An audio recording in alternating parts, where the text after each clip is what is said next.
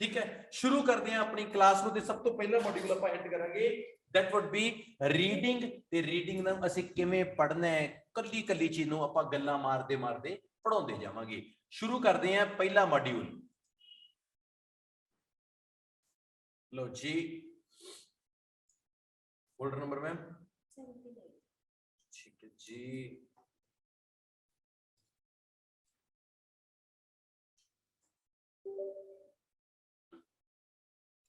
चलो मित्र प्यारियो, आपां देखिए अज दी क्लास।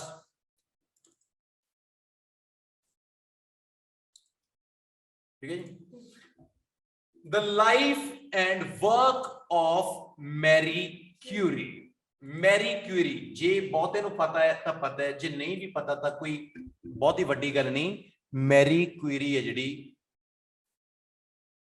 इन्हें रेडियम की खोज करी सी, इन्वेंट करिया सी रेडियम। ते रेडियम जे मैं तुहानूं बहुत सौखे तरीके नाल दस्सां, जिहड़े ट्रक्कां दे उत्ते टेप लगी हुंदी है, रेडियम टेप हुंदी है जिहड़ी रात नूं चमकदी है, उहनूं रेडियम कहंदे ने। ਜਾਂ रेडियम कलर्स ने ਜਿਹੜੇ ਜਿਵੇਂ ट्रैफिक पुलिस ने पाए ਹੁੰਦੇ ਨੇ, ਉਹ ਤੋਤੀਆ ਜਾਂ ਕਲਰ ਹੁੰਦਾ, ਪੈਰਟ ਕਲਰ ਹੁੰਦਾ ਜਿਹੜਾ, ਜਾਂ orange ਜਾਂ ਹੁੰਦਾ ਹੈਗਾ, ਉਹ रेडियम ਹੁੰਦਾ ਹੈ। ਸਭ ਤੋਂ ਪਹਿਲਾਂ ਨੂੰ ਵਾਚਿਸ ਵਿੱਚ ਪਾਇਆ ਗਿਆ ਸੀ, ਹਾਂ ਵਾਚਿਸ ਸ਼ਾਈਨ ਕਰਦੀਆਂ। ਯਾਦ ਆ ਗਿਆ ਮੈਨੂੰ। ਤੁਹਾਡੇ ਜੋ ਕਿਹੜਾ ਕਿਹੜਾ ਹੈਗਾ ਜਿਹਨੇ ਮਤਲਬ ਆਪਣੀ ਵਾਚ ਆਪਣੇ ਦੋਸਤ ਨੂੰ ਮਤਲਬ ਐਵੇਂ ਬੰਦ ਜੇ ਕਰਕੇ ਦਿਖਾਈ ਵੀ, ਆ ਦੇਖੋ ਮਤਲਬ ਹਨੇਰੇ ਦੇ ਵਿੱਚ ਵੀ ਕਲੌਕ ਹੈ ਜਿਹੜਾ ਇਹਦਾ ਟਾਈਮ ਹੈ ਦਿਖਦਾ ਹੈਗਾ। Very good. ਉਹ ਰੇਡੀਅਮ ਕਰਕੇ ਦਿਖਦਾ, ਉਹ ਰੇਡੀਅਮ ਸੀਗਾ। ਬਹੁਤ ਚੰਗੀ ਗੱਲ ਹੈ ਮੈਡਮ, ਤੁਹਾਨੂੰ ਨੌਲੇਜ ਹੈਗੀ ਹੈ ਵੈਸੇ। ਚਲੋ ਦੇਖਦੇ ਆ, ਪੜ੍ਹੇ ਲਿਖੇ ਆ। ਸਹੀ ਗੱਲ ਹੈ, ਫਰਕ ਪੈਣਾ ਨਾਲ ਰਹਿੰਦੇ ਬੰਦੇ ਦਾ ਨਾ। ਤਾਂ ਆਪਣੇ ਕੋਲੇ ਅੱਜ ਦਾ ਕਨਸੈਪਟ ਹੈਗਾ ਫਿਲ ਇਨ ਦਾ ਬਲੈਂਕਸ ਨੇਗੀਆਂ। ਅਸੀਂ ਤੁਹਾਨੂੰ ਇਹ ਪੜਾਵਾਂਗੇ ਕਿ ਤੁਸੀਂ ਖਾਲੀ ਥਾਵਾਂ ਕਿਵੇਂ ਕਰਨੀਆਂ ਨੇ, ਪੇਪਰ ਦੇ ਵਿੱਚ ਆਉਣੀਆਂ ਨੇ, ਕਰਨ ਦਾ ਤਰੀਕਾ ਸਮਝਾਵਾਂਗੇ। ਆਓ ਸਭ ਤੋਂ ਪਹਿਲੀ ਚੀਜ਼ ਹੈ ਫਿਲ ਇਨ ਦਾ ਬਲੈਂਕ ਕਰਨ ਦੇ ਲਈ ਤੁਸੀਂ ਇਹਦੀ ਇਨਸਟਰਕਸ਼ਨ ਨੂੰ ਪੜ੍ਹ ਲਓ।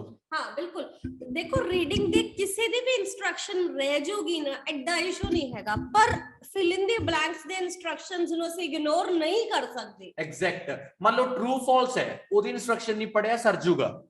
ਲਿਸਟ ਆਫ ਹੈਡਿੰਗ ਹੈ ਸਰ ਜੂਗਾ, ਫਿਲ ਇਨ ਦਾ ਬਲੈਂਕ ਤੇ ਨਹੀਂ ਸਰਦਾ ਹੈਗਾ, ਕਿਉਂਕਿ ਤੁਹਾਨੂੰ ਡੀਅਰ ਵਰਡ ਦੇਖਣੇ ਨੇ ਨਾ। ਕਿਤੇ ਤੁਸੀਂ 3 ਵਰਡ ਪਾ ਦੋ ਤੇ ਉੱਤੇ ਦਿੱਤਾ ਹੋਇਆ 1 ਵਰਡ ਓਨਲੀ। ਜੇ ਆਪਣੀ ਵਰਡ ਲਿਮਿਟ ਹੀ ਕ੍ਰਾਸ ਕਰ ਗਈ ਤਾਂ ਆਪਣਾ ਸਕੋਰ ਨਹੀਂ ਆਊਗਾ। ਤਾਂ ਸਭ ਤੋਂ ਪਹਿਲੀ ਚੀਜ਼ ਅਸੀਂ ਤੁਹਾਨੂੰ ਬਹੁਤ ਚੰਗੇ ਤਰੀਕੇ ਨਾਲ ਕੀ ਸਿਖਾ ਰਹੇ ਹਾਂਗੇ ਕਿ ਫਸਟ ਆਫ ਆਲ ਆਪਾਂ ਕੀ ਕਰਨਾ ਹੈ, ਉੱਪਰੋਂ ਇਨਸਟਰਕਸ਼ਨ ਪੜ੍ਹਨੀ ਹੈ ਵੀ ਕਹਿਣਾ ਕੀ ਚਾਹੁੰਦੀ ਹੈ ਰੀਡਿੰਗ। ਰੀਡਿੰਗ ਆਪਾਂ ਨੂੰ ਇਹ ਕਹਿ ਰਹੀ ਹੈ ਕਿ ਆਪਣੇ ਕੋਲ ਹੈ 1 ਵਰਡ, ਮਤਲਬ ਕੀ ਹੈ, ਦੇਖੋ ਇਨਸਟਰਕਸ਼ਨ ਦੇ ਵਿੱਚ ਦਿੱਤਾ ਹੋਇਆ dear complete the notes below, choose 1 word from the passage for each answer। ਠੀਕ ਹੈ, ਕਹਿੰਦੇ ਆਪਣੇ ਨੋਟਸ ਨੂੰ ਕੰਪਲੀਟ ਕਰੋ ਤੇ ਤੁਹਾਡਾ ਆਨਸਰ ਸਿਰਫ 1 ਵਰਡ ਦੇ ਵਿੱਚ ਹੀ ਹੋਣਾ ਚਾਹੀਦਾ ਹੈ। ਚਲੋ ਕਹਿੰਦਾ Marie Curie's research on radioactivity. ਹਾਂਜੀ, ਮੈਰੀ ਕਿਊਰੀ ਦੀ ਰਿਸਰਚ ਦੀ ਗੱਲ ਹੋ ਰਹੀ ਹੈ। ਆਪਾਂ ਫਰਸਟ ਕੁਐਸਚਨ ਨੂੰ ਦੇਖਦੇ ਹਾਂ। ਚਲੋ ਜੀ, ਪਹਿਲਾ ਕੁਐਸਚਨ ਕੀ ਕਹਿੰਦਾ, ਕਹਿੰਦਾ ਇਨ 1911 1911 ਦੇ ਵਿੱਚ Marie Curie received recognition for her work on the element dash। ਕਹਿੰਦੇ 1911 ਦੇ ਵਿੱਚ ਮੈਰੀ ਕਿਊਰੀ ਨੂੰ ਰਿਕੋਗਨਾਈਜੇਸ਼ਨ ਮਿਲੀ। ਰਿਕੋਗਨਾਈਜੇਸ਼ਨ ਮਤਲਬ ਕਿ ਪਹਿਚਾਨ। ਰਿਕੋਗਨਾਈਜੇਸ਼ਨ ਮਿਲਣਾ ਮੀਨਸ ਪਹਿਚਾਨ ਮਿਲੀ, ਕਿਉਂਕਿ ਉਹਦਾ ਇੱਕ ਐਲੀਮੈਂਟ ਕਰਕੇ, ਕਿਹੜੀ ਚੀਜ਼ ਕਰਕੇ ਉਹਨੂੰ ਪਹਿਚਾਨ ਮਿਲੀ, ਉਹ ਆਪਾਂ ਦੇਖਣੀ ਆ। ਮਤਲਬ ਇਹ ਹੈ ਕਿ 1911 ਦੇ ਵਿੱਚ 1911 ਦੇ ਵਿੱਚ ਮੈਰੀ ਕਿਊਰੀ ਨੇ ਕੋਈ ਐਵੇਂ ਦਾ ਕੰਮ ਕਰਿਆ ਕਿ ਲੋਕ ਉਹਨੂੰ ਜਾਣਨ ਲੱਗੇ। ਮਤਲਬ ਇਹ ਤਾਂ ਸਾਰਿਆਂ ਨੂੰ ਪਤਾ ਵੀ 2021 ਦੇ ਵਿੱਚ ਰਮਨ ਮਾਸਟਰ ਨੇ ਇੱਕ ਐਵੇਂ ਦਾ ਕੰਮ ਕਰਿਆ, ਉਹਨੇ ਚੈਨਲ ਬਣਾ ਲਿਆ, ਲੋਕ ਉਹਨੂੰ ਜਾਣਨ ਲੱਗੇ। ਤਾਂ ਡੈਫੀਨਿਟਲੀ ਹੁਣ ਆਪਾਂ ਦੇਖਣਾ ਮੈਰੀ ਕਿਊਰੀ ਨੇ ਇਹ ਜਿਹਾ ਕੀ ਕਰਤਾ ਵੀ ਜਿਹੜੀ ਲੋਕਾਂ 'ਚ ਉਹਦੀ ਜਾਣ ਪਛਾਣ ਹੋ ਗਈ। ਸਭ ਤੋਂ ਵਧੀਆ ਚੀਜ਼ ਕੀ ਹੈ, ਕੀਵਰਡ। ਤੇ ਕੀਵਰਡ ਕੀ ਹੈ, ਮੈਰੀ ਕਿਊਰੀ ਦਾ 1911। ਹਾਂ, ਹਮੇਸ਼ਾ, ਕਿਉਂਕਿ ਜੋ ਵੀ ਪੁਰਾਣੇ ਬੱਚਿਆਂ ਨੂੰ ਸਭ ਨੂੰ ਪਤਾ, ਨਿਊ ਸਟੂਡੈਂਟਸ ਨੇ, ਅਸੀਂ ਤੁਹਾਨੂੰ ਇੱਕ ਗੱਲ ਦੱਸ ਦਈਏ, ਜਿਹੜੀ ਵੀ ਸੈਂਟੈਂਸ ਦੇ ਵਿੱਚ ਜਿੱਥੇ ਵੀ ਤੁਹਾਨੂੰ ਨੰਬਰ ਦਿਖਾਈ ਦਊਗਾ ਉਹ ਹਮੇਸ਼ਾ ਤੁਹਾਡਾ ਕੀਵਰਡ ਹੋਏਗਾ। ਤੇ ਹਰ ਬੱਚੇ ਨੂੰ ਅਸੀਂ ਇਹ ਦੱਸਾਂਗੇ ਕਿ ਆਇਲਸ ਜਿਹੜਾ ਵੀ ਬੱਚਾ ਕਰਨ ਆ ਗਿਆ, ਨੰਬਰ 1 ਇਹ 'ਚ ਕੋਈ ਜ਼ਰੂਰੀ ਨਹੀਂ ਹੈਗਾ ਕਿ ਤੁਹਾਨੂੰ ਨੌਲੇਜ ਹੋਣੀ ਚਾਹੀਦੀ ਹੈ। ਬਿਨਾਂ ਨੌਲੇਜ ਤੋਂ ਵੀ ਤੁਸੀਂ ਪੇਪਰ ਦੇ ਸਕਦੇ ਹੋ। ਧਿਆਨ ਨਾਲ ਸਹੀ ਸੁਣਿਆ ਤੁਹਾਨੂੰ, ਮੈਂ ਗਲਤ ਨਹੀਂ ਬੋਲਿਆ। ਬਿਨਾਂ, ਹੁਣ ਜੇ ਮੰਨ ਕੇ ਚਲੋ ਕਿਸੇ ਬੰਦੇ ਨੂੰ ਮੈਰੀ ਕਿਊਰੀ ਦੀ ਲਾਈਫ ਬਾਰੇ ਨਹੀਂ ਵੀ ਪਤਾ ਨਾ, ਉਹ ਵੀ ਆਨਸਰ ਕੱਢ ਕੇ ਆਊਗਾ। ਆਪਣੇ ਕੋਲੇ ਕੀਵਰਡ ਕੀ ਹੁੰਦੇ ਨੇ, ਨੂਮੈਰੀਕਲ ਨੰਬਰ ਨੂੰ ਦੇਖੋ ਵੀ ਜਿੱਥੇ ਆਪਾਂ ਨੂੰ ਪਤਾ ਲੱਗ ਜੇ 1911 ਦੀ ਕਿਤੇ ਗੱਲ ਹੋ ਰਹੀ ਹੋਵੇ ਆਪਾਂ ਮੈਰੀ ਕੁਇਰੀ ਨੇ ਉਦੋਂ ਰਿਕੋਗਨਾਈਜੇਸ਼ਨ ਉਹਦੀ ਹੋ ਗਈ ਇਹੋ ਜਿਹਾ ਕਿਹੜਾ ਕੰਮ ਕਰਿਆ ਉਹਨੇ? ਹਾਂਜੀ, ਕੀ ਐਲੀਮੈਂਟ ਉਹਨੇ ਬਣਾਇਆ ਜਿਹਦੇ ਕਰਕੇ ਉਹਨੂੰ ਰਿਕੋਗਨਾਈਜੇਸ਼ਨ ਮਿਲੀ? ਚਲੋ ਸਭ ਤੋਂ ਪਹਿਲਾਂ ਆਪਾਂ 1911 ਦੇਖਾਂਗੇ, 1911 ਤਾਂ ਮੈਨੂੰ ਲੱਗਦਾ 1911 ਹੋਣਾ ਜਿਹਦੇ 6 ਆ ਰਿਹਾ। Very good. ਤੁਹਾਨੂੰ ਸਭ ਤੋਂ ਇੱਕ ਬੜੀ ਵਧੀਆ ਚੀਜ਼ ਹੋਰ ਸਿਖਾਵਾਂ, ਦੇਖੋ ਆ ਪਿਆ 1911। ਪਤਾ ਕੀ ਹੋਇਆ, ਜਦੋਂ ਮੈਂ ਨਾ 1906 ਦੇਖ ਲਿਆ ਮੈਂ ਇੱਥੇ 1906 ਦੇਖ ਲਿਆ, ਉਸ ਤੋਂ ਬਾਅਦ ਨਾ ਮੇਰੀ ਨਿਗਾਹ ਗਈ 1922 ਤੇ। ਹੁਣ ਇਹ ਤਾਂ ਪੂਰੀ ਰੀਡਿੰਗ ਨਾ ਜੀ ਆਪਾਂ ਘਰੇ ਨਹੀਂ ਬਣਾਉਂਦੇ, ਬਟ ਸਰ ਇਹਦਾ ਸਿਸਟਮ ਇਹ ਹੈਗਾ 1906 ਮੈਨੂੰ ਉੱਪਰ ਦਿਖ ਗਿਆ, 1922 ਮੈਨੂੰ ਨੀਚੇ ਦਿਖ ਗਿਆ, ਤਾਂ ਮੈਂ ਕਲੀਅਰ ਸੀਗਾ ਕਿ ਇਹਦੇ ਵਿੱਚ ਲੋਕੇਸ਼ਨ ਹੋਊਗੀ। ਮਤਲਬ ਸਮਝੋ ਨਾ ਕਿ ਸਾਰੀ ਰੀਡਿੰਗ ਹੈ ਜਿਹੜੀ ਨਾ ਉਹ ਸਟੈਪ ਬਾਈ ਸਟੈਪ ਆਉਂਦੀ ਹੈ, ਜਿਹੜੀ ਰੀਡਿੰਗ ਹੈ ਨਾ ਉਹ ਸਟੈਪ ਬਾਈ ਸਟੈਪ ਆਉਂਦੀ ਹੈ। ਆਪਾਂ ਨੂੰ 1911 ਮਿਲ ਗਿਆ। ਚਲੋ ਜੀ ਆਪਾਂ ਦੇਖੀਏ ਇੱਥੇ ਆ ਗਏ ਆਪਾਂ। In 1911, she was awarded the Nobel Prize for Chemistry for the isolation of a pure form of radium। ਹਾਂਜੀ, 1911 ਦੇ ਵਿੱਚ ਦੇਖੋ ਉਧਰ ਉਹਨਾਂ ਨੇ ਕਿਹਾ ਸੀ ਰਿਕੋਗਨਾਈਜੇਸ਼ਨ ਮਿਲੀ, ਇਧਰ ਉਹਨਾਂ ਨੇ ਕਿਹਾ ਉਹਨੂੰ ਅਵਾਰਡ ਮਿਲਿਆ, ਤੇ ਅਵਾਰਡ ਫੇਮਸ ਬੰਦੇ ਨੂੰ ਹੀ ਅਵਾਰਡ ਮਿਲਦਾ। ਉਹ ਅਵਾਰਡ ਉਹਨੂੰ ਨੋਬਲ ਪ੍ਰਾਈਜ਼ ਮਿਲਿਆ ਕੈਮਿਸਟਰੀ ਦੇ ਵਿੱਚ, ਕਿਉਂਕਿ ਉਹਨੇ ਪਿਓਰ ਰੇਡੀਅਮ ਦੀ ਆਈਸੋਲੇਸ਼ਨ ਕੀਤੀ ਸੀ। ਆਈਸੋਲੇਸ਼ਨ ਮੀਨਸ ਵੱਖਰਾ ਕਰਨਾ, ਇੱਕ ਪਿਓਰ ਰੇਡੀਅਮ ਬਣਾਇਆ ਸੀ ਜਿਹਦੇ ਕਰਕੇ ਉਹਨੂੰ ਨੋਬਲ ਪ੍ਰਾਈਜ਼ ਮਿਲਿਆ। ਤਾਂ ਡੈਫੀਨਿਟਲੀ ਉਹਨੇ ਕਿਹੜਾ ਕੰਮ ਕਰਿਆ ਸੀ? ਤਾਂ ਉਹਨੇ ਰੇਡੀਅਮ ਹੈ ਜਿਹੜਾ ਉਹਨੂੰ ਬਣਾਇਆ ਸੀਗਾ। ਤੇ ਸਭ ਤੋਂ ਵਧੀਆ ਚੀਜ਼ ਕੀ ਹੈਗੀ, ਆਪਣੇ ਕੋਲੇ ਵਨ ਵਰਡ ਆਨਸਰ ਹੈ। ਮੇਰੀ ਇੱਕ ਗੱਲ ਨੂੰ ਬੜੇ ਧਿਆਨ ਨਾਲ ਦੇਖੋ, ਮੈਂ ਤੁਹਾਨੂੰ ਸਮਝਾਵਾਂ। ਮੰਨ ਕੇ ਚਲੋ ਆਪਾਂ ਕੀ ਕਰਿਆ, 1911 ਆਪਾਂ ਨੇ ਲੱਭ ਲਿਆ ਸੀ, 1911 ਦਾ ਆਪਣੇ ਕੋਲੇ ਇਹ ਆ ਗਿਆ ਸੀਗਾ। 1911 ਦੇ ਆਉਣ ਤੋਂ ਬਾਅਦ ਉਹਨੂੰ ਅਵਾਰਡਡ ਕੀਤਾ ਗਿਆ, ਉਹਨੂੰ ਇਨਾਮ ਦਿੱਤਾ ਗਿਆ। ਕੀ ਦਿੱਤਾ ਗਿਆ? ਨੋਬਲ ਪ੍ਰਾਈਜ਼ ਫॉर ਕੈਮਿਸਟਰੀ ਉਹਨੂੰ ਦਿੱਤਾ ਗਿਆ। ਉਹਨੇ ਕਿਉਂਕਿ ਆਈਸੋਲੇਸ਼ਨ ਕਰਤਾ ਸੀ। ਆਈਸੋਲੇਸ਼ਨ ਦਾ ਕਿਸੇ ਚੀਜ਼ ਨੂੰ ਅਲੱਗ ਕਰਨਾ, ਇਕੱਲਾਪਣ, ਠੀਕ ਹੈ। ਆ ਪਿਓਰ ਫਾਰਮ ਆਫ ਉਹਨੇ ਕੀ ਤਿਆਰ ਕਰਤਾ ਸੀ? ਰੇਡੀਅਮ। ਤੁਸੀਂ ਆ ਦੇਖੋ, ਆ ਵੀ ਨਹੀਂ ਆਂਸਰ ਹੋ ਸਕਦਾ, ਸ਼ੀ ਵੀ ਨਹੀਂ, ਵਾਜ਼ ਵੀ ਨਹੀਂ, ਅਵਾਰਡਡ ਵੀ ਨਹੀਂ। ਨੋਬਲ ਪ੍ਰਾਈਜ਼ ਉਹਨੂੰ ਮਿਲਿਆ ਸੀ, ਫॉर ਵੀ ਨਹੀਂ, ਆਈਸੋਲੇਸ਼ਨ ਵੀ ਨਹੀਂ, ਪਿਓਰ ਵੀ ਨਹੀਂ, ਫਾਰਮ ਵੀ ਨਹੀਂ, ਇੱਕੋ ਵਰਡ ਬਚਿਆ, ਦੈਟ ਇਜ਼ ਕਾਲਡ ਆ ਰੇਡੀਅਮ। ਤੇ ਆਪਾਂ ਨੂੰ ਰੇਡੀਅਮ ਪਤਾ ਹੋਣਾ ਚਾਹੀਦਾ ਵੀ ਕੀ ਹੁੰਦਾ। ਹਾਂ ਦੇਖੋ, ਇੱਕ ਉਹਨਾਂ ਨੇ ਕਿਹਾ ਸੀ ਨਾ ਕਿਹੜਾ ਐਲੀਮੈਂਟ ਬਣਾਇਆ ਸੀ, ਤੇ ਰੇਡੀਅਮ ਇੱਕ ਐਲੀਮੈਂਟ ਆ। ਹੁਣ ਫਾਰਮ ਇੱਕ ਐਲੀਮੈਂਟ ਨਹੀਂ ਹੈਗਾ, ਆਈਸੋਲੇਸ਼ਨ ਇੱਕ ਐਲੀਮੈਂਟ ਨਹੀਂ ਹੈ, ਰੇਡੀਅਮ ਹੀ ਐਲੀਮੈਂਟ ਆ ਨਾ। ਮੈਟਲਸ ਹੋਣ, ਐਲੀਮੈਂਟਸ ਹੋਣ, ਇਹ ਚੀਜ਼ਾਂ ਦਾ ਆਪਾਂ ਨੂੰ ਪਤਾ ਹੁੰਦਾ, ਤਾਂ ਇਸ ਲਈ ਆਨਸਰ ਸਾਡਾ ਆਇਆ ਰੇਡੀਅਮ। ਤੇ ਰੇਡੀਅਮ ਇੱਕ ਉਹ ਚੀਜ਼ ਹੁੰਦੀ ਹੈ ਜਿਹੜੀ ਲਾਈਟ ਪਈ ਤੋਂ ਚਮਕਦੀ ਹੈ। ਰੋਡਾਂ ਦੇ ਉੱਤੇ ਜਿਹੜੇ ਲੱਗੇ ਨੇ, ਉਹ ਜਿਹੜੇ ਬੋਰਡ ਲੱਗੇ ਹੁੰਦੇ ਨੇ ਵੀ ਇੰਨੇ ਕਿਲੋਮੀਟਰ ਹੈ, ਆ ਇੰਨੇ ਕਿਲੋਮੀਟਰ ਹੈ, ਉਹ ਰੇਡੀਅਮ ਦੇ ਲੱਗੇ ਹੁੰਦੇ ਆ। ਜਦੋਂ ਆਪਣੇ ਕਿਸੇ ਵੀ ਆਪਣਾ ਵਹੀਕਲ ਦੀ ਲਾਈਟ ਪੈਂਦੀ ਹੈਗੀ ਨਾ, ਤਾਂ ਉਹ ਚਮਕਦਾ ਹੈਗਾ। ਹਾਂਜੀ ਹਾਂ, ਤੁਸੀਂ ਅਮਰ ਤੁਸੀਂ ਲਿਖਿਆ ਵੀ ਕੈਮਿਸਟਰੀ ਕਿਉਂ ਨਹੀਂ? ਦੇਖੋ, ਕੈਮਿਸਟਰੀ ਇੱਕ ਐਲੀਮੈਂਟ ਨਹੀਂ ਹੈਗਾ। ਉਹਨੇ ਖੋਜ ਨਹੀਂ ਕੀਤੀ ਸੀ ਜੀ, ਉਹਨਾਂ ਨੇ ਕਿਹਾ ਕਿਹੜੀ ਖੋਜ ਕਰਕੇ, ਕਿਹੜੀ ਗੱਲ, ਉਹਨੇ ਕੀ ਚੀਜ਼ ਨਵੀਂ ਪੈਦਾ ਕੀਤੀ ਸੀ। ਤਾਂ ਕੈਮਿਸਟਰੀ ਤਾਂ ਉਸ ਤੋਂ ਪਹਿਲਾਂ ਵੀ ਸੀਗੀ। ਹਾਂ, ਕੈਮਿਸਟਰੀ ਮੈਰੀ ਕਿਊਰੀ ਨੇ ਨਹੀਂ ਬਣਾਈ, ਕੈਮਿਸਟਰੀ ਦੇ ਵਿੱਚੋਂ ਮੈਰੀ ਕਿਊਰੀ ਨੇ ਰੇਡੀਅਮ ਬਣਾਇਆ। ਤਾਂ ਸਭ ਤੋਂ ਵਧੀਆ ਚੀਜ਼ ਇਹ ਹੈ ਕਿ ਜਿਹੜੀ ਖੋਜ ਹੈ ਮੈਰੀ ਕਿਊਰੀ ਨੇ ਕੀਤੀ ਹੈ, ਉਹ ਰੇਡੀਅਮ ਦੀ ਖੋਜ ਕੀਤੀ ਹੈ। ਠੀਕ ਹੈ, ਦੈਟਸ ਇਟ। ਤਾਂ ਪਹਿਲਾ ਆਨਸਰ ਆਪਣਾ ਹੋ ਗਿਆ ਇੱਥੇ। ਤਾਂ ਹੁਣ ਆਪਣੇ ਦਿਮਾਗ 'ਚ ਇਹ ਗੱਲ ਵੀ ਪਾ ਲਿਓ, ਜਿੱਥੇ ਆਪਾਂ ਨੂੰ 9th ਕੁਐਸਚਨ ਮਿਲ ਗਿਆ, ਜਿਹੜਾ ਮੇਰੇ ਬੱਚੇ ਆਪਣਾ 10th ਕੁਐਸਚਨ ਹੋਏਗਾ ਨਾ, ਉਹ ਇਸ ਤੋਂ ਨੀਚੇ ਜਾਏਗਾ। ਮਤਲਬ ਸਟੈਪ ਬਾਈ ਸਟੈਪ ਜਿਹੜੀ ਰੀਡਿੰਗ ਹੈ, ਇਹਦਾ ਰੂਲ ਹੈਗਾ। ਇਹ ਕੋਈ ਨਹੀਂ ਹੈਗਾ ਕਿ ਜਿਵੇਂ ਆਪਾਂ ਕਹਿ ਸਕਦੇ ਵੀ ਹਾਈ ਇਹਦੇ ਉੱਪਰ ਆਨਸਰ ਮਿਲੂਗਾ ਤਾਂ ਨੀਚੇ ਮਿਲੂਗਾ, ਐਵੇਂ ਕਦੇ ਵੀ ਨਹੀਂ ਹੁੰਦਾ। ਰੀਡਿੰਗ ਬਹੁਤ ਤਜਰਬੇਕਾਰ ਲਿਆਕਤ ਨਾਲ ਆਊਗੀ ਤੇ ਸਟੈਪ ਬਾਈ ਸਟੈਪ ਆਪਾਂ ਨੂੰ ਕਰਨੀ ਪਊਗੀ। ਚਲੋ ਆਪਾਂ 10th ਕੁਐਸਚਨ ਦੇਖਦੇ ਹਾਂ ਕੀ ਹੈਗਾ। 10th ਕੁਐਸਚਨ ਕੀ ਕਹਿੰਦਾ ਆਪਾਂ ਨੂੰ? ਲੁੱਕ ਕਹਿੰਦਾ ਮੈਰੀ ਐਂਡ ਆਇਰਨੀ ਕਿਊਰੀ, ਹਾਂ ਮਤਲਬ ਮੈਰੀ ਤੇ ਆਇਰਨੀ ਕਿਊਰੀ ਨੇ ਡਿਵੈਲਪਡ ਐਕਸ ਰੇਡੀਓਗ੍ਰਾਫੀ। ਹਾਂ ਮਤਲਬ ਮੈਰੀ ਤੇ ਆਇਰਨੀ ਦੋਨਾਂ ਨੇ ਐਕਸ ਰੇਡੀਓਗ੍ਰਾਫੀ ਬਣਾਈ। ਹਾਂ, which was used as a medical technique for dash, ਜਿਹੜੀ ਕਿ ਮੈਡੀਕਲ ਵਾਸਤੇ, ਮੈਡੀਕਲ ਟੈਕਨੀਕ ਦੇ ਤੌਰ ਤੇ ਯੂਜ਼ ਕੀਤੀ ਜਾਂਦੀ ਸੀ। ਕਿਹਨਾਂ ਵਾਸਤੇ? ਕੌਣ ਉਹਨਾਂ ਨੂੰ ਯੂਜ਼ ਕਰਦੇ ਸੀ? ਹਾਂ ਦੇਖੋ, ਜੇ ਅਸੀਂ ਕੀਵਰਡ ਦੀ ਗੱਲ ਕਰੀਏ, ਮੈਰੀ ਤਾਂ ਸਭ ਜਗ੍ਹਾ ਮਿਲੂਗਾ, ਪਰ ਉਹਦੇ ਨਾਲ ਆਪਾਂ ਨੂੰ ਆਇਰਨੀ ਵੀ ਚਾਹੀਦਾ ਵੀ ਜਿੱਥੇ ਮੈਰੀ ਤੇ ਆਇਰਨੀ ਦੋਨਾਂ ਦੀ ਗੱਲ ਹੋ ਰਹੀ ਹੋਵੇ, ਐਕਸ ਰੇਡੀਓਗ੍ਰਾਫੀ ਦੀ ਗੱਲ ਹੋ ਰਹੀ ਹੋਵੇ, ਮੈਡੀਕਲ ਦੀ ਗੱਲ ਹੋ ਰਹੀ ਹੋਵੇ, ਤਾਂ ਆਪਾਂ ਸਭ ਤੋਂ ਪਹਿਲਾਂ ਨੇਮਸ ਨੂੰ ਆਪਾਂ ਆਪਣਾ ਕੀਵਰਡ ਸਮਝਾਂਗੇ। ਬਹੁਤ ਸੌਖੇ ਜਿਹੇ ਤਰੀਕੇ ਨਾਲ ਆਪਾਂ ਨੇ ਇਹ ਦੇਖਣਾ ਵੀ ਜਿਹੜਾ ਮੈਰੀ ਤੇ ਆਇਰਨ ਕਿਊਰੀ ਨੇ ਇਹ ਆਪਸ ਵਿੱਚ ਘਰਾਂ ਘਰ ਜੁੜੇ, ਤਾਂ ਚਲ ਕੋਈ ਜੋ ਮਰਜੀ ਹੋਣ, ਚਲ ਮਤਲਬ ਇੱਕੋ ਪਰਿਵਾਰ ਦੇ ਨੇ, ਠੀਕ ਹੈ ਨਾ, ਆਪਾਂ ਨੂੰ ਸਰਨੇਮ ਤੋਂ ਕਲੀਅਰ ਹਾਂ ਬਿਲਕੁਲ ਠੀਕ ਹੈ। ਮੈਰੀ ਕਿਊਰੀ ਤੇ ਆਇਰਨ ਕਿਊਰੀ ਹੈ, ਉਹਨੇ ਡਿਵੈਲਪ ਕੀਤਾ ਐਕਸ ਰੇਡੀਓਗ੍ਰਾਫੀ ਨੂੰ, ਉਹਨਾਂ ਨੇ ਡਿਵੈਲਪ ਕੀਤਾ which was used, ਜਿਹੜੀ ਵਰਤੀ ਜਾਂਦੀ ਸੀ ਇੱਕ ਮੈਡੀਕਲ ਟੈਕਨੀਕ ਫॉर, ਕਿੰਨਾ ਦੇ ਲਈ ਉਹ ਵਰਤੀ ਜਾਂਦੀ ਸੀ। ਮਤਲਬ ਇਹ ਹੈਗਾ ਮੈਰੀ ਕਿਊਰੀ ਹੋਰਾਂ ਨੇ ਐਕਸ ਰੇਡੀਓਗ੍ਰਾਫੀ ਹੈ ਜਿਹੜੀ ਉਹਨੂੰ ਡਿਵੈਲਪ ਕਰਤਾ। ਹੁਣ ਆਪਾਂ ਨੇ ਇਹ ਦੇਖਣਾ ਹੈਗਾ ਵੀ ਜਿਹੜੀ ਉਹ ਐਕਸ ਰੇਡੀਓਗ੍ਰਾਫੀ ਉਹਨਾਂ ਨੇ ਡਿਵੈਲਪ ਕੀਤਾ ਨਾ, ਉਹਨੂੰ ਕੌਣ ਵਰਤਦੇ ਸੀਗੇ, ਕੌਣ ਲੋਕ ਵਰਤਦੇ ਸੀਗੇ। ਚਲੋ ਆਓ ਆਪਣੇ ਕੋਲੇ ਕੀਵਰਡ ਤੇ ਚੱਲਦੇ ਆਂਗੇ। ਹਾਂ, ਮੈਰੀ ਐਂਡ ਆਇਰਨੀ ਸਾਨੂੰ ਜਿੱਥੇ ਇਕੱਠੀਆਂ ਮਿਲ ਜਾਣ ਦੋਨੋਂ, ਚਲੋ ਆਪਾਂ ਦੇਖਦੇ ਹਾਂ ਕਿੱਥੇ ਫਿਰਦੀਆਂ ਨੇ। ਤਾਂ ਆਹ ਗੱਲ ਮੈਂ ਸ਼ੋਰ ਹੋਊਂਗਾ ਕਿ ਆਪਾਂ ਨੇ, ਮੇਰੇ ਬੱਚੇ, ਆਪਾਂ ਰੇਡੀਅਮ ਤੱਕ ਆਨਸਰ ਲੱਭਿਆ ਸੀ, ਇਸ ਤੋਂ ਉੱਪਰ we are not going to waste our time, ਆਪਾਂ ਆਪਣਾ ਟਾਈਮ ਇਸ ਦੇ ਉੱਪਰ ਨਹੀਂ ਖਰਾਬ ਕਰਨਾ ਹੈਗਾ। ਚਲੋ ਆਪਾਂ ਇਹ ਤੋਂ ਨੀਚੇ ਦੇਖ ਰਹੇ ਹਾਂ ਕਿੱਥੇ ਹੈ, ਮਿਲ ਗਿਆ ਮੈਂ ਇੱਥੇ, ਮਤਲਬ Mary ਕਿਊਰੀਜ਼ with the help of her daughter irony ਜੀ। ਹੁਣ ਸਾਨੂੰ ਦੋਨੋਂ ਇਕੱਠੇ ਮਿਲ ਕੇ ਨੇ, ਇਸ ਤੋਂ ਨੈਕਸਟ ਲਾਈਨ 'ਚ ਦੇਖੋ ਐਕਸ ਰੇਡੀਓਗ੍ਰਾਫੀ ਵੀ ਮਿਲ ਰਿਹਾ। ਵੈਰੀ ਗੁੱਡ, ਆਪਾਂ ਬੜੇ ਕਲੀਅਰ ਆ ਕਿ ਇਹ ਸਾਡੀ ਲੋਕੇਸ਼ਨ ਹੈ, ਇਹਦੀ ਸਟਾਰਟਿੰਗ ਪੜ੍ਹਨੀ ਸ਼ੁਰੂ ਕਰਾਂਗੇ। ਤੁਸੀਂ ਇਹ ਗੱਲ ਸਮਝੇ ਨਾ ਕਿ ਲੋਕੇਸ਼ਨ ਤੇ ਪਹੁੰਚਣਾ ਹੀ ਆਨਸਰ ਦੀ ਪ੍ਰਾਪਤੀ ਹੈ। ਜੇ ਤੁਸੀਂ ਐਕੂਰੇਟ ਤਰੀਕੇ ਨਾਲ ਲੋਕੇਸ਼ਨ ਤੇ ਆ ਗਏ, ਹੁਣ ਆਪਾਂ ਨੂੰ ਕੀ ਕੀ ਚਾਹੀਦਾ ਸੀ ਵੀ ਜਿੱਥੇ ਮੈਰੀ ਕਿਊਰੀ ਦੀ ਗੱਲ ਹੋ ਰਹੀ ਹੋਵੇ, ਜਿੱਥੇ ਆਇਰਨ ਕਿਊਰੀ ਦੀ ਗੱਲ ਹੋ ਰਹੀ ਹੋਵੇ, ਪਲੱਸ ਉਹਦੇ ਨਾਲ ਮੈਨੂੰ ਨਾ ਐਕਸ ਰੇਡੀਓਗ੍ਰਾਫੀ ਮਿਲ ਜੇ, ਬਸ ਮੇਰਾ ਆਨਸਰ ਹੈ ਜਿਹੜਾ ਉੱਥੇ ਮਿਲ ਜੂਗਾ। ਤਾਂ ਆਓ ਆਪਾਂ ਸ਼ੁਰੂ ਕਰਦੇ ਹਾਂ ਉਸ ਚੀਜ਼ ਨੂੰ। ਤਾਂ ਜਦੋਂ ਆਪਣੇ ਡੀਅਰ ਬਹੁਤ ਚੰਗੇ ਤਰੀਕੇ ਨਾਲ ਦੇਖਿਆ,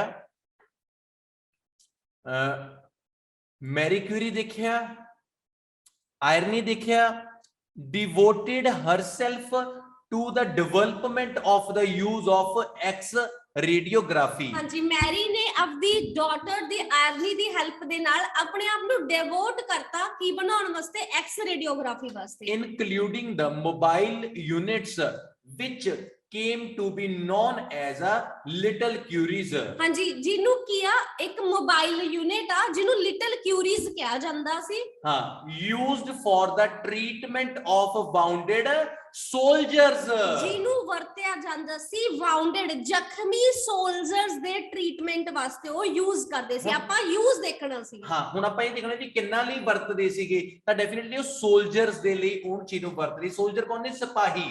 ਹੁਣ ਵਾਉਂਡਡ ਸੋਲਜਰਸ ਆਨਸਰ ਨਹੀਂ ਆ ਸਕਦਾ ਕਿਉਂਕਿ ਇਹ ਤਾਂ 2 ਵਰਡ ਹੋ ਗਏ, ਆਪਣਾ ਆਨਸਰ ਕੀ ਹੈ? 1 ਵਰਡ ਹੈ। ਹੁਣ ਵਾਉਂਡਡ ਕੱਲਾ ਆਨਸਰ ਨਹੀਂ ਆ ਸਕਦਾ, ਇਸ ਕਰਕੇ ਆਪਣਾ ਜਿਹੜਾ ਆਨਸਰ ਆ ਗਿਆ that is called a soldiers. ਆਪਣਾ ਜਿਹੜਾ ਐਕੂਰੇਟ ਆਨਸਰ ਹੈ, this is called the accuracy.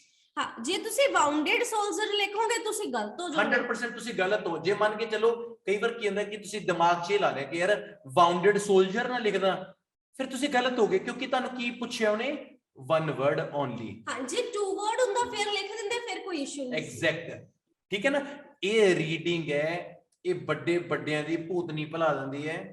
ਬਸ ਦਿਮਾਗ 'ਚ ਇਹ ਗੱਲ ਰੱਖਿਓ, ਜੇ ਕੋਈ ਬੰਦਾ ਆਪਣੀ ਜ਼ਿੰਦਗੀ ਬਣਾਉਣੀ ਚਾਹੁੰਦਾ ਹੈਗਾ ਨਾ, ਜਿਵੇਂ ਸਟੈਪ ਬਾय ਸਟੈਪ ਮੈਂ ਪੜ੍ਹਾ ਰਿਹਾ, ਪੜ੍ਹਦਾ ਜਾਓ, ਲਾਈਫ ਬਣਾ ਦੂਗਾ। 2 ਕੁਐਸਚਨ 'ਚ ਕੋਈ ਪ੍ਰੋਬਲਮ ਤਾਂ ਨਹੀਂ, that's okay. Is it comfortable for everyone? ਠੀਕ ਆ, ਓਕੇ ਆ। ਚਲੋ ਆਪਾਂ ਹੁਣ ਅਗਲਾ ਕੁਐਸਚਨ ਦੇਖਦੇ ਹਾਂ, ਪਰ ਇਹ ਗੱਲ ਦਿਮਾਗ 'ਚ ਰੱਖਿਓ, ਮੈਂ ਨਾ ਬੜਾ ਜਦੋਂ ਕੋਈ ਚੀਜ਼ ਨੂੰ ਨਾਪ ਤੋਲ ਕੇ ਪੜਾਉਣ ਲੱਗ ਜਾਣਾ, ਫਿਰ ਮੈਂ ਐਵੇਂ ਦੇ ਤਰੀਕੇ ਨਾਲ ਆਉਣਾ ਕਿ ਆਪਾਂ ਨੂੰ ਇਹ ਕਲੀਅਰ ਹੋ ਗਿਆ। ਪਹਿਲਾਂ ਮੇਰਾ ਜਿਹੜਾ ਆਨਸਰ ਸੀ ਉਹ ਰੇਡੀਅਮ ਤੱਕ ਸੀ, ਤੇ ਹੁਣ ਜਿਹੜਾ ਮੇਰਾ ਆਨਸਰ ਹੈ ਉਹ ਸੋਲਜਰਸ ਤੱਕ ਹੋ ਗਿਆ। ਹੁਣ ਮੈਂ ਸੋਲਜਰ ਤੋਂ ਨੀਚੇ ਪੜੂੰਗਾ। ਮੈਂ ਪੇਪਰ ਨੂੰ ਕਲੀਅਰ ਕਰਨ ਦਾ ਤਰੀਕਾ, ਟੈਕਨੀਕ ਸਿਖਾ ਰਿਹਾ, ਤੇ ਮੈਨੂੰ ਇਸੇ ਚੀਜ਼ ਦਾ ਤੁਸੀਂ ਪੇ ਕਰਦੇ ਹੋ। YouTube ਦੇ ਉੱਤੇ ਮੇਰੀਆਂ ਬਹੁਤ ਸਾਰੀਆਂ ਵੀਡੀਓਜ਼ ਪਈਆਂ ਨੇ, ਬਹੁਤ ਚੰਗੀ ਗੱਲ ਹੈ। ਤੁਸੀਂ ਬਹੁਤ ਬੱਚੇ ਜਿਹੜੇ ਅੱਜ ਨਵੀਂ ਐਡਮਿਸ਼ਨ ਹੈ ਇਹਨਾਂ ਨੇ ਦੇਖੀਆਂ ਹੋਣਗੀਆਂ, ਦੈਟਸ ਟੂ ਗੁੱਡ। ਪਰ ਅਸਲੀਅਤ ਕੀ ਹੈਗੀ? ਅਸਲੀਅਤ ਇਹ ਹੈ ਮਾਈ ਡੀਅਰ ਸਟੂਡੈਂਟਸ ਕਿ ਤੁਸੀਂ ਕੰਟੀਨਿਊ ਮੇਰੇ ਕੋਲੇ ਪੜ੍ਹ ਸਕਦੇ ਹੋ ਇਸ ਕਲਾਸ 'ਚ, ਲਗਾਤਾਰ ਹਰ ਰੋਜ਼। ਇਹਦੇ ਨਾਲ ਆਪਾਂ ਕੀ ਕਹਿੰਦੇ ਨਾ, ਰੂਟੀਨ ਬਣ ਜੂਗੀ। ਜੇ ਰੂਟੀਨ ਬਣੂਗੀ ਤਾਂ ਪੇਪਰ ਕਿਉਂ ਨਹੀਂ ਕਲੀਅਰ ਹੋਊਗਾ। ਚਲੋ ਨੈਕਸਟ ਕੁਐਸਚਨ ਦੇਖਦੇ ਹਾਂ ਆਪਾਂ ਕੀ ਕਹਿੰਦਾ ਆਪਣਾ। ਚਲੋ ਜੀ ਆਪਾਂ ਦੇਖੀਏ ਕੁਐਸਚਨ ਕੀ ਹੈ। ਦ ਰੇਡੀਓ, ਸੌਰੀ ਮਾਈ ਬੈਡ। ਤੇ ਇੱਕ ਗੱਲ ਹੋਰ ਸੁਣਿਓ ਬੜੀ ਵਧੀਆ, ਚਲੋ ਚੱਜ ਦੀ ਗੱਲ ਸਿਖਾ ਦੇਣਾ। ਬਟ ਬਈ ਤੁਹਾਨੂੰ ਪਤਾ ਹੋਣੀ ਚਾਹੀਦੀ ਇਹ ਚੀਜ਼ ਕਿ ਤੁਹਾਨੂੰ ਹੋਏਗੀ ਵੀ ਪਤਾ, ਜਦੋਂ ਅੰਗਰੇਜ਼ ਨੇ ਕੋਈ ਗਲਤੀ ਕਰ ਦਿੰਦੇ ਨੇ ਨਾ, ਉੱਥੇ ਆਪਾਂ ਬੋਲ ਸਕਦੇ ਹਾਂ ਮਾਈ ਬੈਡ, ਮਾਈ ਬੈਡ, ਮਾਈ ਬੈਡ। ਮਾਈ ਬੈਡ ਦਾ ਮਤਲਬ ਸਮਝਦੇ ਹੋ ਨਾ ਵੀ ਮੇਰੀ ਗਲਤੀ ਹੈ। ਮਾਈ ਬੈਡ ਦਾ ਮਤਲਬ ਇਹ ਨਹੀਂ ਮੈਂ ਬੁਰਾ, ਮਾਈ ਬੈਡ ਦਾ ਮਤਲਬ ਹੈ ਮੇਰੀ ਮਿਸਟੇਕ ਹੈ, ਮੈਨੂੰ ਮਾਫ ਕਰ ਦੇ, ਮਾਈ ਬੈਡ। ਤੇ ਦੂਜੀ ਗੱਲ ਕੀ ਹੈ, ਹਾਊ ਪੂਅਰ। ਤੁਹਾਨੂੰ ਪਤਾ ਹੈ ਇਹ ਚੀਜ਼ ਪੂਅਰ ਵਰਡ ਕਿੱਥੇ ਵਰਤਿਆ ਜਾਂਦਾ ਹੈਗਾ? Neha Sharma can you please unmute. ਜੇ ਕੋਈ ਬੰਦਾ ਤੁਹਾਨੂੰ ਪੂਅਰ ਵਰਡ ਯੂਜ਼ ਕਰਦਾ ਕਾਦੇ ਲਈ ਵਰਤਿਆ ਜਾਂਦਾ, ਕਹਿ ਸਕਦੇ ਹੋ ਕੁਝ? सर कंडीशन पे, आई मीन कंडीशन पे ऐसा कुछ बोलना, जैसे राइट? थोड़ा बहुत, हाँ बहुत नेड़े हो आप। मैं शुक्र करता हूं परमात्मा का, मैंने कोई इनाम की राशि नहीं लगाई इसके ऊपर। Sir condition I mean like अगर कोई बेचारा धूप में या बारिश में आपके पास आ रहा हो चंगी गल है, तो बहुत वधिया गल है। मैं ते मेरा दोस्त ਅਸੀਂ ਪੀਜ਼ਾ ਡਿਲੀਵਰ ਕਰਨ ਗਏ ਸੀਗੇ, ਬਾਰਿਸ਼ ਬਹੁਤ ਜ਼ਿਆਦਾ ਸੀਗੀ ਤੇ ਗੋਰੀ ਨੇ ਜਦੋਂ ਪੀਜ਼ਾ ਰਿਸੀਵ ਕੀਤਾ ਤੇ ਅਸੀਂ ਭਿੱਜੇ ਪਏ ਸੀ ਦੋਨੇ, ਤੇ ਉਹਨੇ ਪਤਾ ਕੀ ਕਿਹਾ, ਕਹਿੰਦੀ ਹਾਊ ਪੂਅਰ। ਮੇਰੇ ਦਿਮਾਗ 'ਚ ਕੋਲ ਪਤਾ ਕੀ ਗੱਲ ਹੈ, ਮੈਂ ਕਿਹਾ ਵੀ ਨਾਲੇ ਤਾਂ ਦੇਖੀ ਵੀ ਘਰੇ ਬੈਠੀ ਖਾ ਰਹੀ ਹੈ, ਨਾਲੇ ਕਹਿੰਦੇ ਵੀ ਕੀ ਗਰੀਬ ਨੇਗੇ, ਹੈਨਾ। ਫਿਰ ਕੀ ਹੈ, ਨਾਲੇ ਕਹਿੰਦੇ Lovedeep you are poor in English. ਕੌਣ ਹੈ ਇਹ? ਲਵਦੀਪ, ਹਾਂਜੀ ਅਨਮਿਊਟ। ਯੈਸ ਸਰ, ਲਾਈਕ ਜਿੱਦਾਂ ਅਸੀਂ ਪੂਅਰ ਵਰਡ ਯੂਜ਼ ਕਰਨਾ ਹੁੰਦਾ ਕਿ ਜੇ ਕਿਸੇ ਨੂੰ ਕੋਈ ਲੈਂਗੁਏਜ ਨਹੀਂ ਆਉਂਦੀ ਤਾਂ ਅਸੀਂ ਉੱਤੇ ਵੀ ਯੂਜ਼ ਕਰਦੇ ਹਾਂ ਕਿ that you are poor in this language। ਤੁਸੀਂ ਮੈਂ ਕਿਹਾ ਮੈਨੂੰ ਕਿਤੇ ਟੌਂਟ ਜਾਂ ਮਾਰ ਕੇ no no no no sir मैंने एग्जांपल दी है बस। ਓਏ ਤੁਸੀਂ ਇਹੋ ਜਿਹੀ ਐਗਜ਼ਾਮਪਲਾਂ ਨਾ ਦਿਆ ਕਰੋ ਖਾਸਮੋ। ਮੇਰੇ ਤਾਂ ਨਾ ਐ ਹੋ ਗਿਆ, ਮੈਂ ਕਿਹਾ ਵੀ ਮੈਨੂੰ ਇਹ ਕਹੀ ਜਾਂਦੇ ਵੀ ਨਾਲੇ ਸਿੱਖਣਾ ਨਾਲੇ ਜਾਣਾ ਹੈ, ਨਾਲੇ ਕਹਿੰਦੀ ਵੀ ਤੁਹਾਡੀ ਵਧੀਆ ਨਹੀਂ। ਤਾਂ ਪੂਅਰ ਕੀ ਹੋ ਗਿਆ ਵੀ ਹਾਊ ਪੂਅਰ, ਤਾਂ ਕਿਸੇ ਤੇ ਤੁਸੀਂ ਤਰਸ ਖਾਂਦੇ ਹੋ ਜਦੋਂ ਯਾਰ ਵੀ ਵਿਚਾਰਾ, ਤਾਂ ਵਿਚਾਰਾ ਵੀ ਆਪਾਂ ਪੂਅਰ ਕਹਿ ਸਕਦੇ ਹਾਂ, ਵਿਚਾਰਾ ਵੀ ਇੱਕ ਪੂਅਰ ਹੈਗਾ। ਸਿਖਾ ਦਾਂਗੇ ਚੀਜ਼ਾਂ। ਚਲੋ ਆਪਾਂ ਆਉਂਦੇ ਹਾਂ ਅਗਲੇ ਕੁਐਸਚਨ ਦੇ ਉੱਤੇ, 11th ਆਪਣੇ ਕੋਲੇ, ਠੀਕ ਹੈ। ਕੁਐਸਚਨ ਕੀ ਕਹਿੰਦਾ ਹੈਗਾ, Marie Curie saw the importance of collecting radioactive material both for research and for cases of dash। ਕਹਿੰਦੇ ਮੈਰੀ ਕਿਊਰੀ ਨੇ ਰੇਡੀਓ ਐਕਟਿਵ ਦੇ ਮਟੀਰੀਅਲ ਦੀ ਇੰਪੋਰਟੈਂਸ ਨੂੰ ਦੇਖਿਆ। ਕਲੈਕਸ਼ਨ ਵੀ ਜੇ ਆਪਾਂ ਰੇਡੀਓ ਐਕਟਿਵ ਮਟੀਰੀਅਲ ਨੂੰ ਇਕੱਠਾ ਕਰ ਲੈਂਦੇ ਆ ਤਾਂ ਇਹਦੀਆਂ ਦੋ ਇੰਪੋਰਟੈਂਸ ਆ, ਇੱਕ ਤਾਂ ਇਹ ਰਿਸਰਚ ਵਾਸਤੇ ਤੇ ਦੂਸਰੀ ਆਪਾਂ ਦੇਖਣੀ ਆ ਵੀ ਕਾਦੇ ਵਾਸਤੇ ਇਸ ਜਿਹੜਾ ਹੈਗਾ ਮਟੀਰੀਅਲ ਉਹਨੂੰ ਇਕੱਠਾ ਕਰਕੇ ਰੱਖਦੇ ਆ। ਥੋੜਾ ਤੋੜਿਆ ਜਾਵੇ ਆਪਾਂ ਇਹਨਾਂ ਨੂੰ। ਕਹਿੰਦਾ Marie Curie saw the importance of collecting radioactive material। ਹਾਂਜੀ, ਮੈਰੀ ਕਿਊਰੀ ਨੇ ਰੇਡੀਓ ਐਕਟਿਵ ਮਟੀਰੀਅਲ ਨੂੰ ਇਕੱਠਾ ਕਰਨ ਦੀ ਇੰਪੋਰਟੈਂਸ ਨੂੰ ਦੇਖਿਆ। ਹਾਂ, ਉਹਨੇ ਦੇਖਿਆ ਵੀ ਜੇ ਆਪਾਂ ਇਸ ਮਟੀਰੀਅਲ ਨੂੰ ਰੇਡੀਓ ਐਕਟਿਵ ਦਾ ਮਟੀਰੀਅਲ ਹੈ ਨਾ ਜਿਹੜਾ, ਇਹਨੂੰ ਅਸੀਂ ਇਕੱਠਾ ਕਰਾਂਗੇ ਤਾਂ ਇਹਦੀ ਇੰਪੋਰਟੈਂਸ ਕੀ ਹੋਏਗੀ।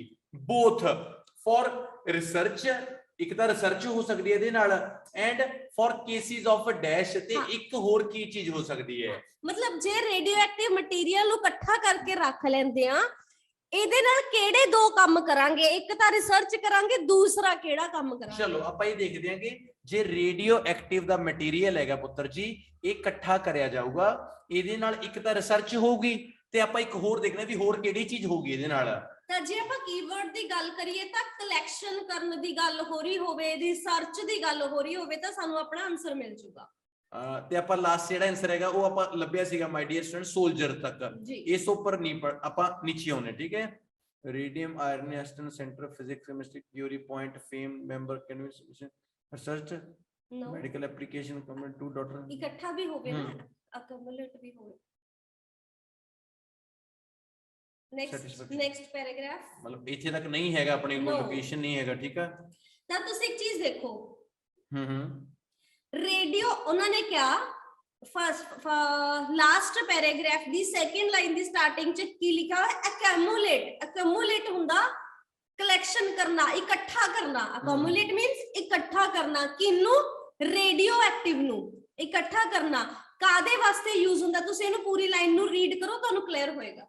One of the Marie Curie's outstanding achievements was to have understood, हाँ हमने इस चीज को समझ लिया सी ना, understood कर लिया सी, the need to accumulate intense radioactive source। हाँ जी, मैरी क्यूरी ने समझ लिया सी कि जे ਆਪਾਂ radioactive sources ਨੂੰ ਇਕੱਠਾ ਕਰਕੇ ਰੱਖ ਲਾਂਗੇ हाँ, not only to treat illness ਕਹਿੰਦੇ ਸਿਰਫ ਬਿਮਾਰੀਆਂ ਨੂੰ ਦੂਰ ਕਰਨ ਵਾਸਤੇ ਨਹੀਂ, but also to maintain an abundant supply for research. ਹੁਣ ਦੇਖੋ ਰਿਸਰਚ ਦੀ ਗੱਲ ਵੀ ਹੋਗੀ, ਉਹ ਕਹਿੰਦੀ ਵੀ ਕਿ ਜੇ ਆਪਾਂ ਇਕੱਠਾ ਕਰਕੇ ਰੱਖ ਲਾਂਗੇ ਇਹਦੇ ਨਾਲ ਦੋ ਕੰਮ ਹੋਣਗੇ, ਇੱਕ ਤਾਂ ਰਿਸਰਚ ਵਾਸਤੇ, ਦੂਸਰਾ ਇਲਨੈਸ ਬਾਰੇ। ਵਾਸਤੇ। ਹੁਣ ਇਹ ਦੇਖੋ ਕਿੰਨੇ ਤਰੀਕੇ ਨਾਲ ਆਨਸਰ ਦਿੱਤਾ। ਉਹ ਕਹਿੰਦੇ ਵੀ ਜੇ ਅਸੀਂ ਰੇਡੀਓ ਐਕਟਿਵ ਜੋ ਹੈ ਇਹਨੂੰ ਅਸੀਂ ਇਕੱਠਾ ਕਰਾਂਗੇ, ਇਹਦੇ ਨਾਲ ਨਾਲ ਕੱਲਾ ਅਸੀਂ ਇਲਨੈਸ ਨੂੰ ਨਹੀਂ ਬਲਕਿ ਰਿਸਰਚ ਨਾਲ ਵੀ, ਇਹਦਾ ਰਿਸਰਚ ਵੀ ਕਰ ਸਕਦੇ ਹਾਂ। ਇਹਦੇ ਨਾਲ ਅਸੀਂ ਇਲਨੈਸ ਨੂੰ ਨਹੀਂ, ਨਾਲ ਨਾਲ ਅਸੀਂ ਰਿਸਰਚ ਨੂੰ ਵੀ ਦੇਖ ਸਕਦੇ ਹਾਂ। ਹਾਂ, ਬਸ ਇੱਥੇ ਕੁਐਸਚਨ ਚ ਉਹਨਾਂ ਨੇ ਰਿਸਰਚ ਪਹਿਲਾਂ ਲਿਖਿਆ ਸੀ, ਇਲਨੈਸ ਬਾਅਦ ਚੋਂ ਆਊਗਾ। ਪੈਸੇਜ ਦੇ ਵਿੱਚ ਇਲਨੈਸ ਪਹਿਲਾਂ, ਰਿਸਰਚ ਬਾਅਦ ਵਿੱਚ ਮੈਂ ਆਏਗਾ। ਤੁਹਾਨੂੰ ਬਸ ਇਹ ਇੱਕ ਵਾਰ ਦੱਸ ਦੇਣਾ, ਉਹਨਾਂ ਨੇ ਉਹਦਾ ਕੁਐਸਚਨ ਇਹ ਸੀ ਵੀ ਜਿਹੜੀ ਮੈਰੀ ਕਿਊਰੀ ਹੈ ਉਹਨੇ ਇੰਪੋਰਟੈਂਸ ਦੇਖ ਲਈ ਵੀ ਰੇਡੀਓ ਐਕਟਿਵਿਟੀ ਕਲੈਕਸ਼ਨ ਦੀ, ਠੀਕ ਹੈ। ਬੋਥ ਦਾ ਮਤਲਬ ਹੈ ਦੋਵੇਂ, ਇੱਕ ਤਾਂ both for research and cases of dash, ਵੀ ਇੱਕ ਤਾਂ ਜਿਹੜਾ ਜੇ ਰੇਡੀਓ ਐਕਟਿਵ ਦਾ ਮਟੀਰੀਅਲ ਹੈਗਾ ਇਹਨੂੰ ਇਕੱਠਾ ਕਰਿਆ ਜਾਊਗਾ, ਤੇ ਇਕੱਠਾ ਕਰਨ ਦੇ ਉੱਤੇ ਇਹਦੇ ਨਾਲ ਇੱਕ ਤਾਂ ਰਿਸਰਚ ਕੀਤੀ ਜਾ ਸਕਦੀ ਹੈ, ਤੇ ਇੱਕ ਚੀਜ਼ ਆਪਾਂ ਹੋਰ ਦੇਖਣੀ ਹੈ ਵੀ ਕਿਹੜੀ ਕੀਤੀ ਜਾ ਸਕਦੀ ਹੈ। ਦੋ ਚੀਜ਼ਾਂ ਨੇ ਨਾ, ਤਾਂ ਜਦੋਂ ਆਪਾਂ ਇੱਧਰ ਆ ਕੇ ਦੇਖਿਆ ਵੀ ਰੇਡੀਓ ਐਕਟਿਵ ਨੂੰ ਇਕੱਠਾ ਕਰਨ ਦੀ ਗੱਲ ਸੀ ਮੇਰੇ ਬੱਚੇ, ਤਾਂ ਆਪਾਂ ਇੱਥੇ ਦੇਖਿਆ, ਦੇਖੋ ਆ ਰਿਹਾ, ਮੈਰੀ ਕਿਊਰੀ ਨੇ ਅੰਡਰਸਟੈਂਡ ਕਰ ਲਿਆ ਕਿ ਅਕਮੂਲੇਟ ਕਰਨਾ, ਇਕੱਠਾ ਕਰਨਾ ਰੇਡੀਓ ਐਕਟਿਵ ਨੂੰ। ਇਹਦੇ ਨਾਲ ਕਹਿੰਦੀ ਕੱਲੀ not only to treat illness, ਇਹਦੇ ਨਾਲ ਕੱਲੀ ਇਲਨੈਸ ਨਹੀਂ ਠੀਕ ਹੁੰਦੀ, ਜੋ ਵੀ ਬਿਮਾਰੀ ਹੈ ਉਹ ਕੱਲੀ ਟ੍ਰੀਟ ਨਹੀਂ ਹੁੰਦੀ, ਬਲਕਿ ਇਹਦੇ ਨਾਲ ਤਾਂ ਰਿਸਰਚ ਵੀ ਹੁੰਦੀ ਹੈ। ਤਾਂ ਡੈਫੀਨਿਟਲੀ ਆਪਾਂ ਨੂੰ ਦੋ ਚੀਜ਼ਾਂ ਮਿਲ ਗਈਆਂ ਨਾ ਵੀ ਇਹਦੇ ਨਾਲ ਦੋ ਕਿਹੜੇ ਕਿਹੜੇ ਕੰਮ ਹੋਣਗੇ, ਇੱਕ ਤਾਂ ਇਲਨੈਸ ਹੁੰਦਾ ਤੇ ਇੱਕ ਹੁੰਦਾ ਰਿਸਰਚ। ਬਸ ਫਰਕ ਕੀ ਹੋ ਗਿਆ, ਉਹ ਚ ਉਲਟ ਦਿੱਤਾ ਹੋਇਆ ਸੀਗਾ, ਉਹ ਚ ਰਿਸਰਚ ਪਹਿਲਾਂ ਦਿੱਤਾ, ਉਹ ਚ ਰਿਸਰਚ ਬਾਅਦ ਚੋਂ ਹੈ। That's it. ਚਲੋ ਜੀ ਨੈਕਸਟ ਕੁਐਸਚਨ। ਤੇ ਵੱਡੀਆਂ ਫਿਲ ਦਾ ਬਲੈਂਕ ਤੋੜ ਕੇ ਕੀਤੀਆਂ ਜਾ ਸਕਦੀਆਂ ਨੇ।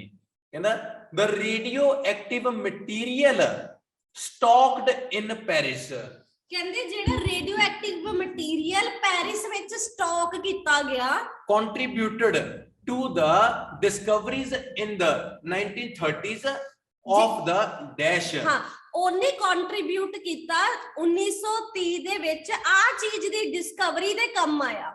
ਮਤਲਬ ਕਿ ਜਿਹੜਾ ਮਟੀਰੀਅਲ ਦਾ ਸਟਾਕ ਕਰਨਾ ਮੀਨਸ ਭੰਡਾਰ ਲਾਉਣਾ, ਇਕੱਠਾ ਕਰਨਾ। ਜਿਹੜਾ ਮਟੀਰੀਅਲ ਪੈਰਿਸ ਦੇ ਵਿੱਚ ਰੇਡੀਓ ਐਕਟਿਵ ਮਟੀਰੀਅਲ ਇਕੱਠਾ ਕੀਤਾ ਗਿਆ, ਉਹ 1930 ਦੇ ਵਿੱਚ ਆ ਚੀਜ਼ ਦੀ ਡਿਸਕਵਰੀ ਦੇ ਕੰਮ ਆਇਆ। and of what was known as artificial radioactivity, ਜਿਹਨੂੰ ਕੀ ਯਾਰ ਆਰਟੀਫੀਸ਼ੀਅਲ ਰੇਡੀਓਐਕਟਿਵਿਟੀ ਵੀ ਕਿਹਾ ਜਾਂਦਾ ਹੈ। ਚਲੋ ਹੁਣ ਆਪਾਂ ਨੇ ਇਹ ਦੇਖਣਾ ਹੈਗਾ ਵੀ ਜਿਹੜਾ ਰੇਡੀਓ ਐਕਟਿਵ ਦਾ ਮਟੀਰੀਅਲ ਹੈ ਉਹਨੂੰ ਸਟਾਕ ਕਰਨਾ, ਜਦੋਂ ਆਪਾਂ ਕਹਿੰਦੇ ਸਟਾਕ ਰੱਖ ਲਿਆ, ਸਾਂਭ ਕੇ ਰੱਖ ਲਿਆ ਨਾ, ਉਹਨੇ ਸਟਾਕ ਕਰਿਆ ਗਿਆ ਪੈਰਿਸ ਦੇ ਵਿੱਚ। ਕੰਟਰੀਬਿਊਟਡ ਟੂ ਦਾ ਡਿਸਕਵਰੀਜ਼, ਮਤਲਬ ਕੰਟਰੀਬਿਊਟ ਕਰਨਾ ਖੋਜਾਂ ਦੇ ਵਿੱਚ, ਡਿਸਕਵਰੀਜ਼ ਦੇ ਵਿੱਚ in the 1930s of the dash। ਕਿਹੜੀ ਚੀਜ਼ ਦੀ ਡਿਸਕਵਰੀ ਦੇ ਉਹ ਕੰਮ ਆਇਆ ਸੀ, ਆਪਾਂ ਇਹ ਦੇਖਣਾ ਵੀ ਜਿਹੜਾ ਸਟਾਕ ਕੀਤਾ ਗਿਆ ਉਹ ਕਿਹੜੀ ਚੀਜ਼ ਦੀ ਡਿਸਕਵਰੀ ਦੇ ਕੰਮ ਆਇਆ। ਹਾਂ, ਰੇਡੀਓ ਐਕਟਿਵ ਦਾ ਜਿਹੜਾ ਮਟੀਰੀਅਲ ਹੈ ਉਹਨੂੰ ਸਟਾਕ ਕੀਤਾ ਮਤਲਬ ਕੀ ਹੈ, ਉਹਨੂੰ ਉਹਨਾਂ ਨੇ ਭੰਡਾਰ ਲਾ ਲਿਆ, ਸਾਂਭ ਲਿਆ। ਤੇ ਬਸ ਆਪਾਂ ਨੇ ਇਹ ਦੇਖਣਾ ਵੀ ਉਹ ਕਿਹੜੀ ਰਿਸਰਚ ਦੇ ਕੰਮ ਆਇਆ, ਠੀਕ ਹੈ। ਤਾਂ ਕੀਵਰਡ ਕੀ ਹੋਊਗਾ 1930। ਜਿੱਥੇ 1930 ਦੀ ਗੱਲ ਹੋ ਰਹੀ ਹੋਵੇ ਆਪਾਂ ਪੈਰਿਸ ਪੁਰਿਸ ਦੀ ਦੇਖ ਲਾਂਗੇ, ਤੇ ਇਧਰ ਹੀ ਹੋਊਗਾ ਇਹ।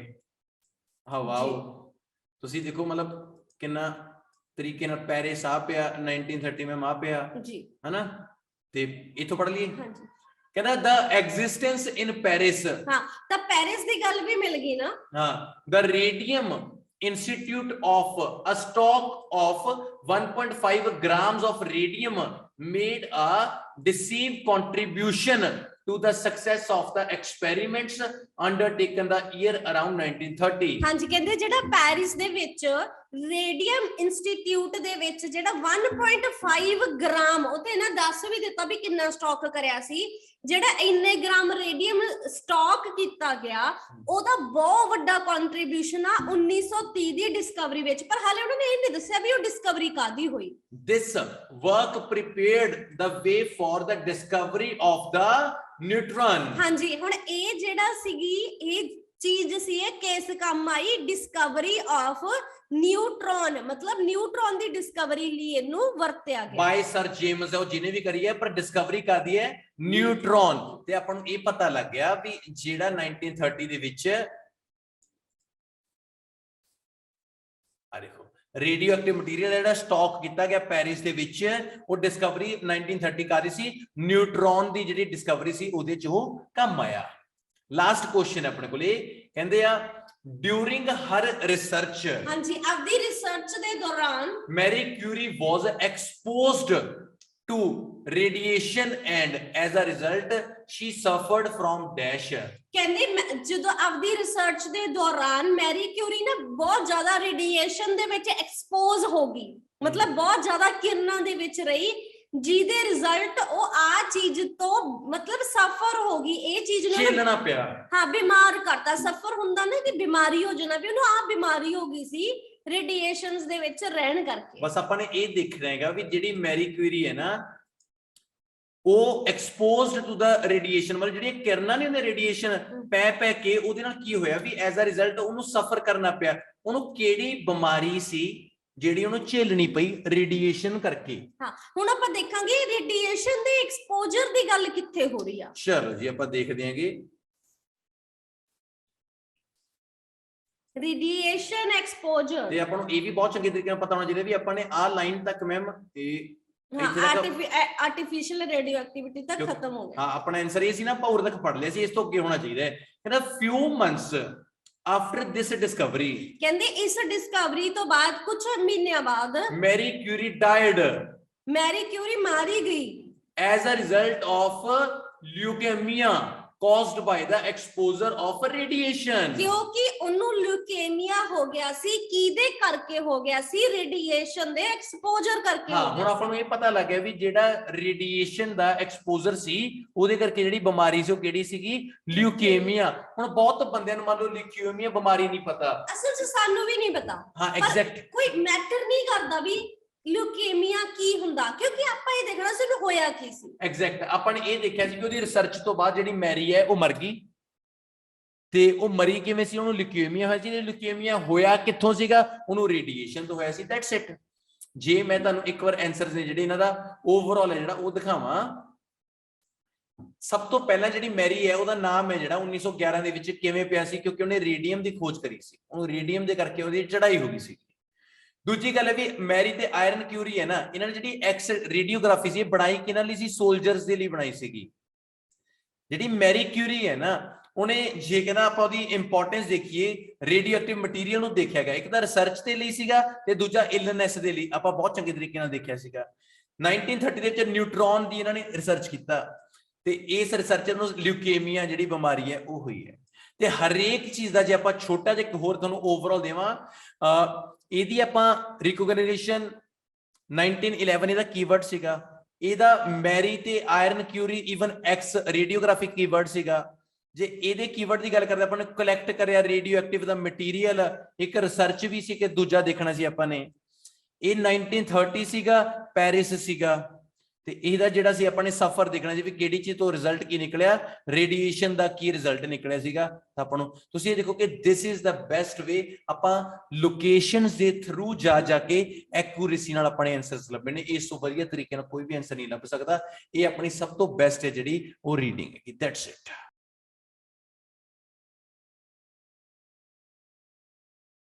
ਦੂਜਾ ਮੋਡਿਊਲ ਹੈ ਨਾ ਦੈਟ ਇਜ਼ ਕਾਲਡ ਆਪਣਾ ਹੁਣ ਆਪਾਂ ਕਰਾਂਗੇ ਰਾਈਟਿੰਗ ਤੇ ਰਾਈਟਿੰਗ ਮੋਡਿਊਲ ਕਰਨ ਤੋਂ ਪਹਿਲਾਂ ਮੈਂ ਤੁਹਾਨੂੰ ਮਤਲਬ ਜੋ ਸਟੇਟਮੈਂਟ ਹੈ ਨਾ ਮੈਂ ਤੁਹਾਨੂੰ ਇੱਕ ਇਮੇਜਿਨੇਸ਼ਨ ਦਵਾਉਣਾ ਦੇਖੋ ਦੋ ਗੱਲਾਂ ਨੇ ਅੱਜ ਦਾ ਜਿਹੜਾ ਟੌਪਿਕ ਹੈ ਉਹ ਹੈ ਬੋਥ ਵਿਊ ਦਾ ਐਸੇ ਹੈ ਬੋਥ ਵਿਊ ਬੋਥ ਮਤਲਬ ਕਿ ਦੋਵੇਂ ਵਿਊਜ਼ ਦਾ ਐਸੇ ਹੈ ਛੋਟੀ ਜੀ ਗੱਲ ਕਰਦਾ ਕਹਿੰਦਾ ਇਹ ਗੱਲ ਮੰਨੋ ਬਹੁਤ ਸਾਰੇ ਲੋਕ ਨੇ ਜਿਹੜੇ ਬਹੁਤ ਸਾਰੇ ਮੈਨੀ ਆਫ ਦਾ ਪੀਪਲ ਨੇ ਜਿਹੜੇ ਉਹ ਕੀ ਸੋਚਦੇ ਆ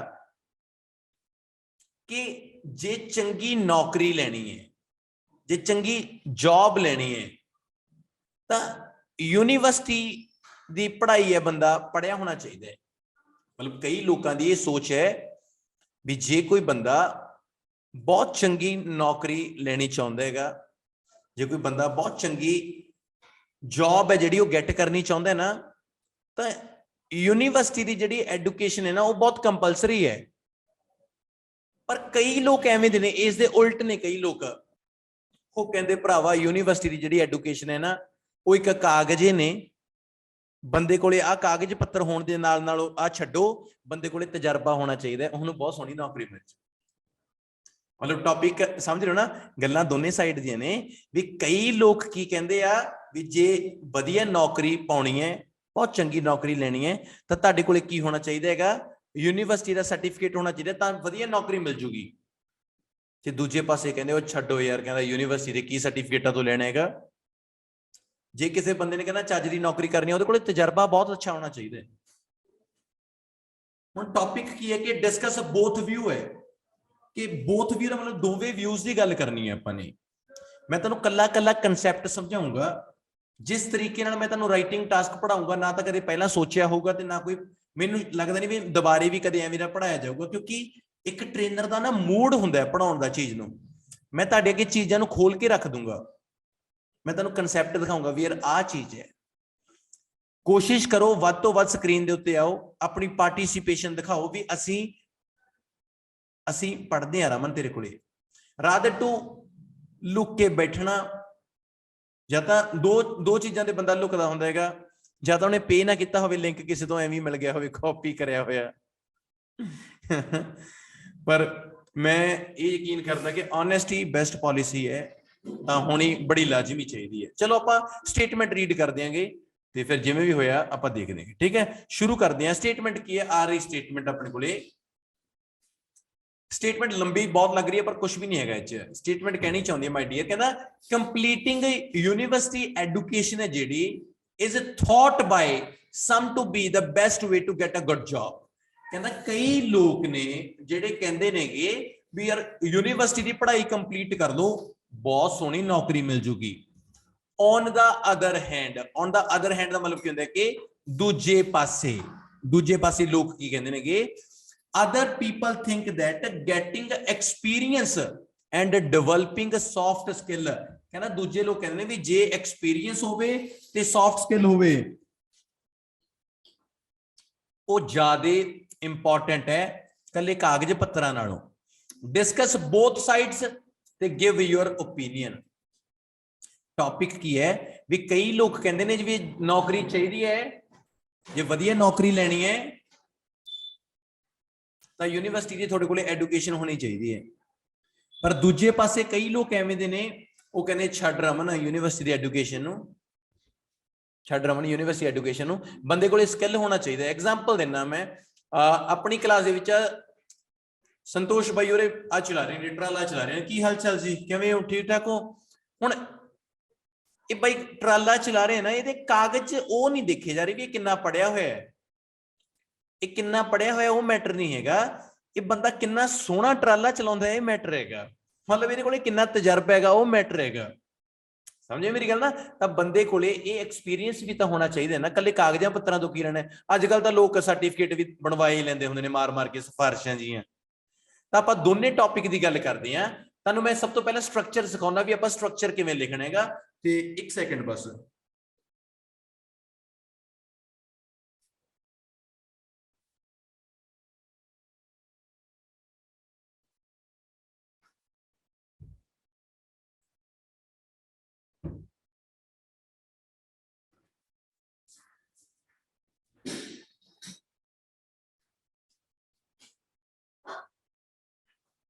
स्ट्रक्चर किया, इंट्रोडक्शन,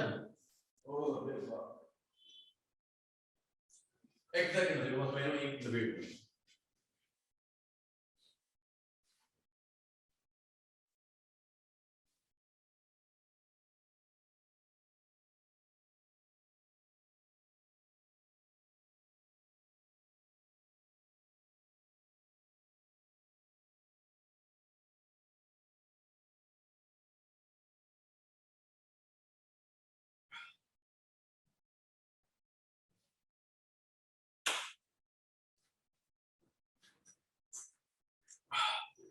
मैं क्या फिर डुलदा फिरूगा भी निबेड़दी है ना। चलो ਹੁਣ ਬੜੀ ਵਧੀਆ ਗੱਲ ਸੁਣਾਓ। ਇਹਦੇ ਬਾਰੇ ਪਹਿਲਾਂ ਪੜਾਵਾਂ ਟੌਪਿਕ। ਜਦੋਂ ਪੇਪਰ ਦੇ ਵਿੱਚ ਬੋਥ ਵਿਊ ਦਾ ਐਸੇ ਆ ਗਿਆ ਨਾ, ਬੋਥ ਵਿਊ ਦਾ ਮਤਲਬ ਕੀ ਹੈ ਦੋਵੇਂ ਵਿਊ, ਬੋਥ ਵਿਊ ਦਾ ਮਤਲਬ ਹੈ ਦੋਵੇਂ ਵਿਊ। ਆਪਾਂ ਇਹਦੀ ਪਲੈਨਿੰਗ ਕਰਦੇ ਹਾਂ। ਪਲੈਨਿੰਗ ਦਾ ਮਤਲਬ ਕੀ ਹੈ, ਜੇ ਮੇਰੇ ਕੋਲ ਸਿੱਖੋਗੇ ਨਾ, ਮੰਨ ਲਓ ਬੋਥ ਵਿਊ ਦਾ ਐਸੇ ਹੈ, ਮੈਂ ਸਾਰਿਆਂ ਨੂੰ ਰਿਕੁਐਸਟ ਕਰਦਾ ਜੇ ਕੋਈ ਨਵਾਂ ਬੱਚਾ ਵੀ ਹੈ ਨਾ, ਮੈਂ ਇੰਨੇ ਕੁ ਵਧੀਆ ਢੰਗ ਨਾਲ ਪੜਾਉਂਗਾ, ਤੁਹਾਨੂੰ ਕਦੇ ਇਹ ਨਹੀਂ ਫੀਲ ਹੋਊਗਾ ਕਿ ਯਾਰ ਮੇਰੀ ਫਸਟ ਕਲਾਸ ਸੀ ਇਹ, ਮੈਨੂੰ ਬੋਥ ਵਿਊ ਇੰਨੇ ਵਧੀਆ ਤਰੀਕੇ ਨਾਲ ਪੜਾਇਆ ਗਿਆ। ਤੇ ਇਹ ਵੀ ਸਿੱਖ ਲਿਓ, ਜੇ ਬੋਥ ਵਿਊ ਚੱਜ ਨਾਲ ਸਿੱਖ ਲਿਆ ਨਾ, ਜਿੰਨੇ ਵੀ ਹੋਣਗੇ ਨਾਲ ਵਾਲੇ ਇਹਦੇ ਸਾਰੇ ਆਪ ਹੀ ਆ ਜਾਣਗੇ, ਆਟੋਮੈਟਿਕਲੀ ਆ ਜਾਣਗੇ। ਚਲੋ ਕਰਕੇ ਦੇਖਦੇ ਆਪਾਂ। ਸਭ ਤੋਂ ਵਧੀਆ ਚੀਜ਼ ਹੈਗੀ, ਸਭ ਤੋਂ ਪਹਿਲਾ ਪੈਰਾਗ੍ਰਾਫ ਬਣਦਾ ਹੁੰਦਾ ਇੰਟਰੋਡਕਸ਼ਨ ਦਾ। ਇੰਟਰੋਡਕਸ਼ਨ ਦਾ ਸਭ ਤੋਂ ਪਹਿਲਾ ਪੈਰਾ ਬਣੇਗਾ ਇੰਟਰੋਡਕਸ਼ਨ ਦਾ। ਕੋਈ ਵੀ ਰਾਈਟਿੰਗ ਟਾਸਕ 2 ਆ ਜਾਏ ਉਹ ਚ ਇੰਟਰੋਡਕਸ਼ਨ ਬਣੇਗਾ। ਕੋਈ ਵੀ ਰਾਈਟਿੰਗ ਟਾਸਕ 2 ਆ ਜਾਏ ਉਹ ਇੰਟਰੋਡਕਸ਼ਨ ਤੋਂ ਬਿਨਾ ਉਹ ਚ ਐ ਨਹੀਂ ਹੈਗਾ ਵੀ ਕੁਝ ਹੋ ਜਾਊਗਾ। ਇੰਟਰੋਡਕਸ਼ਨ ਦਾ ਮਤਲਬ ਕੀ ਹੁੰਦਾ ਹੈਗਾ ਕਿ ਇਹਦੇ ਵਿੱਚ ਤੁਸੀਂ ਦੋ ਚੀਜ਼ਾਂ ਨੇ ਜਿਹੜੀਆਂ ਉਹ ਮੈਂਸ਼ਨ ਕਰਦੇ ਹੋ। ਦੋ ਚੀਜ਼ਾਂ ਮਤਲਬ ਕੀ ਹੋ ਗਈਆਂ, ਰੀਫਰੇਜ਼ ਪਲੱਸ ਥੀਸਿਸ। ਜਿੰਨੇ ਵੀ ਮੇਰੇ ਸਟੂਡੈਂਟ ਨੇ ਉਹ ਇੰਨੀ ਗੱਲ ਨੂੰ ਧਿਆਨ ਨਾਲ ਸੁਣ ਲਓ, ਜੇ ਉਹ ਰਾਈਟਿੰਗ ਟਾਸਕ ਕਰਨਾ ਚਾਹੁੰਦੇ ਨੇ, ਉਹਨਾਂ ਨੂੰ ਇਹ ਪਤਾ ਹੋਵੇ ਕਿ ਰਾਈਟਿੰਗ ਟਾਸਕ 2 ਹੈ ਜਿਹੜਾ, ਉਹਦੀ ਸ਼ੁਰੂਆਤ ਹੈ ਜਿਹੜੀ ਉਹ ਇੰਟਰੋਡਕਸ਼ਨ ਤੋਂ ਹੋਏਗੀ। ਤੇ ਇੰਟਰੋਡਕਸ਼ਨ ਕਿਹਦੇ ਨਾਲ ਬਣੂਗਾ, ਰੀਫਰੇਜ਼ ਅਤੇ ਥੀਸਿਸ, ਇਹ ਦੋ ਚੀਜ਼ਾਂ ਨਾਲ ਬਣਦਾ ਹੁੰਦਾ ਹੈ। ਤੇ ਇਹਦਾ ਹਾਫ ਬੈਂਡ ਹੈ ਜਿਹੜਾ ਉਹ ਮਿਲਦਾ ਹੁੰਦਾ ਹੈ, ਹਾਫ ਬੈਂਡ ਸਕੋਰ, ਅੱਧਾ ਬੈਂਡ। ਰੀਫਰੇਜ਼ ਤੇ ਥੀਸਿਸ ਹੁੰਦਾ ਕੀ ਹੈ, ਰੀਫਰੇਜ਼ ਤੇ ਥੀਸਿਸ ਦਾ ਮਤਲਬ ਹੈਗਾ ਕਿ ਜੋ ਆ ਇਥੋਂ ਕੰਪਲੀਟਿੰਗ ਤੋਂ ਲੈ ਕੇ ਆ ਇੰਪੋਰਟੈਂਟ ਤੱਕ ਮੈਨੂੰ ਸਟੇਟਮੈਂਟ ਦਿੱਤੀ ਹੈ, ਮੈਂ ਇਹਨੂੰ ਸਿਨੋਨਿਮ ਚ ਕਰਕੇ ਲਿਖਣਾ, ਇਸ ਕਾਲਡ ਰੀਫਰੇਜ਼। ਤੇ ਜਿਹੜਾ ਦੂਜਾ ਇਹ ਹੈਗਾ ਡਿਸਕਸ ਬੋਥ ਵਿਊ ਤੇ ਆਪਣਾ ਓਪੀਨੀਅਨ ਦੇਣਾ, ਇਸ ਕਾਲਡ ਅ ਥੀਸਿਸ। ਇਹ ਤੁਹਾਡੀ ਥੀਸਿਸ ਹੈ। ਤੁਸੀਂ ਇਹ ਦੇਖੋ ਕਿ ਜੋ ਜਿਹਦਾ ਸਿਨੋਨਿਮ ਆਉਂਦਾ ਹੈ ਉਹ ਲਿਖ ਦੋ, ਜਿਹਦਾ ਸਿਨੋਨਿਮ ਨਹੀਂ ਆਉਂਦਾ ਉਹ ਰਹਿਣ ਦੋ। ਤੁਹਾਡੇ ਕੋਲੇ ਪੁੱਤਰ ਜੀ ਇਹ ਕਨਸੈਪਟ ਹੈ ਕਿ ਜਿਹਦਾ ਤੁਹਾਨੂੰ ਸਿਨੋਨਿਮ ਆਉਂਦਾ ਹੈ ਤੁਸੀਂ ਉਹ ਲਿਖ ਦੋ, ਜਿਹਦਾ ਨਹੀਂ ਆਉਂਦਾ ਉਹਨੂੰ ਰਹਿਣ ਦੋ। ਜਿਵੇਂ ਕਿ ਮੈਂ ਤੁਹਾਨੂੰ ਕਨਸੈਪਟ ਕਲੀਅਰ ਕਰਦੇ ਆ, ਪਹਿਲਾਂ ਇੰਟਰੋਡਕਸ਼ਨ ਇਹ ਪੂਰੀ ਕਰਦੇ ਆ ਆਪਾਂ। ਇੰਟਰੋਡਕਸ਼ਨ ਕਿਵੇਂ ਲਿਖੀ ਜਾਂਦੀ ਹੁੰਦੀ ਹੈ, ਇਸ ਤਰੀਕੇ ਨਾਲ। ਮੇਰੇ ਕੋਲ ਉੱਪਰ ਸਟੇਟਮੈਂਟ ਸੀਗੀ ਵੀ completing university education is thought by some to be the best way to get a good job। मैं लिखा some people believe that becoming a graduate, जे तुसी यूनिवर्सिटी एजुकेशन कंप्लीट दी गल करदे हो तां मैं ग्रेजुएट दी गल करूंगा, ग्रेजुएशन दी गल करूंगा। कहना जेड़े बंदे ग्रेजुएट करदे ने is an ideal way। ideal way मतलब की हुंदा है कि best way। ideal way की हुंदा है best way to get decent job। decent job ਕਿਹੜੀ ਹੁੰਦੀ ਹੈ, good job। ਮੈਂ ਸਭ ਤੋਂ ਵਧੀਆ ਗੱਲ ਦੱਸਦਾ, ਮੇਰੀ ਇੱਕ ਸਟੂਡੈਂਟ ਹੈਗੀ ਰਾਏ ਉਹਦਾ ਨਾਮ, ਉਹ ਕੈਨੇਡਾ ਤੋਂ ਹੈ। ਤੇ ਉਹਦਾ ਆਪਦਾ ਸਕੋਰ ਹੈ ਜਿਹੜਾ ਉਹਦਾ 8 ਹੈਗਾ। ਮਤਲਬ ਉਹ ਇੰਨਾ ਸੋਹਣਾ ਉਹਨੇ ਰਾਈਟਿੰਗ ਟਾਸਕ ਸਿੱਖਿਆ ਸੀਗਾ। ਤਾਂ ਮੈਂ ਇਹ ਚੀਜ਼ ਕਹਿਣਾ ਵੀ ਜਿਵੇਂ ਤੁਹਾਨੂੰ ਪੜ੍ਹਾ ਰਿਹਾ ਮੈਂ ਐਵੇਂ ਹੀ ਉਹਨੂੰ ਪੜ੍ਹਾਇਆ ਸੀ। ਬਸ ਮੈਂ ਇਹ ਚਾਹੁੰਦਾ ਕਿ ਜਿਸ ਤਰੀਕੇ ਨਾਲ ਤੁਹਾਨੂੰ ਪੜ੍ਹਾ ਰਿਹਾ ਬਸ ਪੜ੍ਹ ਲਓ ਤੇ ਪੇਪਰ ਕਲੀਅਰ ਕਰ ਲਓ। ਇਹਨੇ ਆਪਾਂ ਨੂੰ ਦੇਖੋ ਜਿਹੜਾ ਸਿਨੋਨਿਮ ਮੈਨੂੰ ਆਉਂਦਾ ਹੈ, ਦੇਖਿਓ get a good job. Good job ਦਾ ਮੈंने ਸਿਨੋਨਿਮ ਕੀ ਯੂਜ਼ ਕੀਤਾ, ਡੀਸੈਂਟ ਜੌਬ। ਗੁੱਡ ਜੌਬ ਨੂੰ ਮੈंने ਕੀ ਕਿਹਾ, ਡੀਸੈਂਟ ਜੌਬ। ਠੀਕ ਆ। ਬੈਸਟ ਵੇ ਮੈਂ ਕੀਤਾ ਆਈਡੀਅਲ ਵੇ। ਬੈਸਟ ਵੇ ਨੂੰ ਮੈंने ਯੂਜ਼ ਕੀਤਾ ਆਈਡੀਅਲ ਵੇ। ਉਹਨੇ ਕਿਹਾ ਵੀ ਕੰਪਲੀਟਿੰਗ ਯੂਨੀਵਰਸਿਟੀ ਦੀ ਐਜੂਕੇਸ਼ਨ, ਮੈंने ਕਿਹਾ ਬਿਕਮਿੰਗ ਅ ਗ੍ਰੈਜੂਏਟ। ਤਾਂ ਸੇਮ ਹੀ ਹੋ ਗਿਆ ਨਾ। ਤਾਂ ਕਹਿਣ ਦਾ ਮਤਲਬ ਜਿਹਦਾ ਤੁਹਾਨੂੰ ਸਿਨੋਨਿਮ ਆਉਂਦਾ ਹੈਗਾ ਉਹਦਾ ਸਿਨੋਨਿਮ ਲਿਖ ਦਿਓ, ਜਿਹਦਾ ਨਹੀਂ ਆਉਂਦਾ ਤਾਂ ਕੋਈ ਲੋੜ ਨਹੀਂ ਹੈਗੀ, ਸੇਮ ਦਾ ਸੇਮ ਵੀ ਤੁਸੀਂ ਮੈਂਸ਼ਨ ਕਰ ਸਕਦੇ ਹੋਗੇ। That's it. ਤੇ ਦੂਜੀ ਚੀਜ਼ ਕੀ ਆ, ਆਪਾਂ ਔਨ ਦਾ ਅਦਰ ਹੈਂਡ ਕੀ ਆ ਵੀ ਦੂਜੇ ਲੋਕ ਕਹਿੰਦੇ ਵੀ ਐਕਸਪੀਰੀਅੰਸ ਹੋਵੇ ਤੇ ਸੌਫਟ ਸਕਿੱਲ ਹੋਵੇ, ਬੰਦੇ ਕੋਲੇ ਤਜਰਬਾ ਹੋਵੇ ਨਾ। ਆਪਾਂ ਔਨ ਦਾ ਅਦਰ ਹੈਂਡ ਇਹਦਾ ਮੈंने ਸਿਨੋਨਿਮ ਯੂਜ਼ ਕੀਤਾ while. On the other hand ਹੈ ਜਿਹੜਾ ਨਾ, ਮੈंने ਉਹਦਾ ਸਿਨੋਨਿਮ ਯੂਜ਼ ਕੀਤਾ while. Many people emphasize. Emphasize ਹੁੰਦਾ ਜ਼ੋਰ ਦੇਣਾ। ਬਹੁਤ ਲੋਕ ਐਮਫੇਸਾਈਜ਼ ਕਰਦੇ ਨੇ, ਜ਼ੋਰ ਦਿੰਦੇ ਨੇ ਮੋਰ ਔਨ ਦਾ ਵਰਕ ਐਕਸਪੀਰੀਅੰਸ। ਉਹ ਕਹਿੰਦੇ ਵੀ ਵਰਕ ਐਕਸਪੀਰੀਅੰਸ ਹੋਵੇ and interpersonal skill. Interpersonal skills ਕਿਹੜੇ ਹੁੰਦੇ ਨੇਗੇ, ਜਿਹੜੇ ਆਪਾਂ ਕਹਿ ਸਕਦੇ ਹਾਂ ਸੌਫਟ ਸਕਿੱਲ, ਜਿਹੜੇ ਬੰਦੇ ਨੂੰ ਕਿਸੇ ਕੰਮ ਕਰਨ ਦਾ ਤਜਰਬਾ ਹੁੰਦਾ ਹੈਗਾ। ਕਹਿੰਦਾ ਕਈ ਲੋਕ ਤਾਂ ਕਹਿੰਦੇ ਨੇ ਵੀ ਜੇ ਡੀਸੈਂਟ ਜੌਬ ਲੈਣੀ ਹੈ ਤਾਂ ਤੁਹਾਡੇ ਕੋਲੇ ਗ੍ਰੈਜੂਏਸ਼ਨ ਹੋਣੀ ਚਾਹੀਦੀ ਹੈ। ਤੇ ਦੂਜੇ ਪਾਸੇ ਉਹ ਕਹਿੰਦੇ ਵੀ ਜੇ ਕੋਈ ਬੰਦਾ, ਦੂਜੇ ਲੋਕ ਇਹ ਕਹਿੰਦੇ ਨੇ ਵੀ ਯਾਰ ग्रैजुएशन की कोई लोड़ नहीं हैगी, बंदे कोले वधिया एक्सपीरियंस होवे तां भी उहनूं चज दी नौकरी मिल जाती है। थीसिस की है? डिस्कस बोथ व्यू ते give your opinion. Discuss both side ते थोड़ा ओपीनियन दो। मैंने की लिखा? This essay will intend to analyse both the views. जेड़ा यह एसे है ये इंटेंड करूगा, एनालाइज करूगा, दोवें व्यू दिखाऊगा ये along with my perspective। नाल नाल मैं अपना perspective भी दसूंगा। perspective की होंदा है? मैं अपना ओपीनियन भी दसूंगा। मतलब की है जेड़ा यह एसे है ये एनालाइज करूंगा दोवें साइड नूं, दोवें गल्लां करूंगा मैं।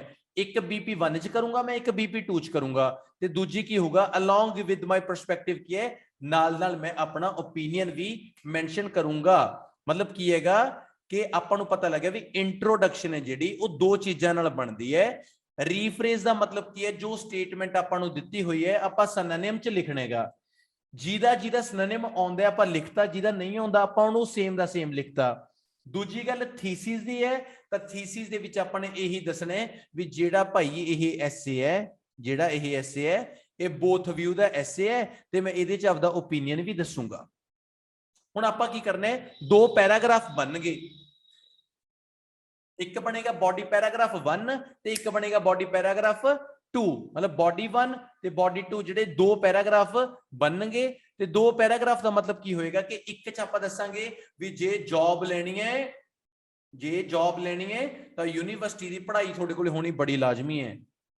अगले पैराग्राफ च आपां मुक्कर जांगे, आपां कहांगे भी ओ प्रधान कोई लोड़ नहीं है यूनीवर्सिटी दी पढ़ाइयां पढ़ाइयां दी, तुसीं आपदे अंदर स्किल पैदा कर दो। दोने चीजां नेगियां। आओ आपां तुहानूं कंसैप्ट क्लीयर करना सिखाइए कि किवें किवें लिखना है।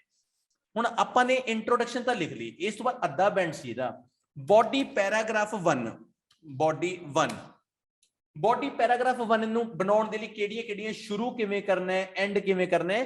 ਤਾਂ ਜਦੋਂ ਬॉडी ਪੈਰਾਗ੍ਰਾਫ 1 ਲਿਖਣਾ ਹੈ ਤਾਂ ਤੁਸੀਂ 4 ਪੁਆਇੰਟ ਲਿਖ ਲਓ। 4 ਪੁਆਇੰਟ ਕਿਹੜੇ-ਕਿਹੜੇ? 1 2 3 4। ਜੇ ਕੋਈ ਵੀ ਬੰਦਾ ਆਪਣੀ ਰਾਈਟਿੰਗ ਹੈ ਜਿਹੜੀ ਉਹਨੂੰ ਸੁਧਾਰਨਾ ਚਾਹੁੰਦਾ ਹੈਗਾ, if anyone is going to ਕਿ ਇੰਪਰੂਵ ਸਾਡੀ ਰਾਈਟਿੰਗ ਹੈ ਜਿਹੜੀ ਉਹ ਇੰਪਰੂਵ ਹੋਵੇ, ਤਾਂ ਉਸ ਬੰਦੇ ਨੂੰ ਇਹ ਪਤਾ ਹੋਣਾ ਚਾਹੀਦਾ ਹੈਗਾ ਕਿ ਆਪਣੇ ਕੋਲੇ 4 ਕਨਸੈਪਟ ਹੋਣੇ ਚਾਹੀਦੇ ਨੇ। 4 ਕਨਸੈਪਟ ਦਾ ਮਤਲਬ ਕੀ ਹੈਗਾ ਕਿ ਆਪਣੇ ਕੋਲੇ ਕਿਹੜੇ-ਕਿਹੜੇ 4 ਹੋਣਗੇ। Number 1 main point, number 2 explain, number 3 example, number 4 इदा रिजल्ट। प्लीज आ लिखियो 4 पॉइंट लिखो इहदे।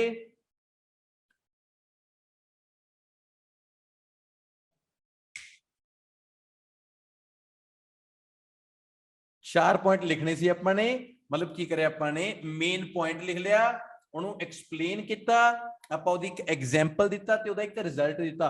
ਕੋਈ ਵੀ ਬੰਦਾ ਇਹ ਰਾਈਟਿੰਗ ਹੈ ਜਿਹੜੀ, ਕੋਈ ਵੀ any of you writing task ਲਿਖੂਗਾ ਨਾ, ਉਹਦੇ ਕੋਲੇ 4 ਗੱਲਾਂ ਹੋਣੀਆਂ ਚਾਹੀਦੀਆਂ ਨੇ।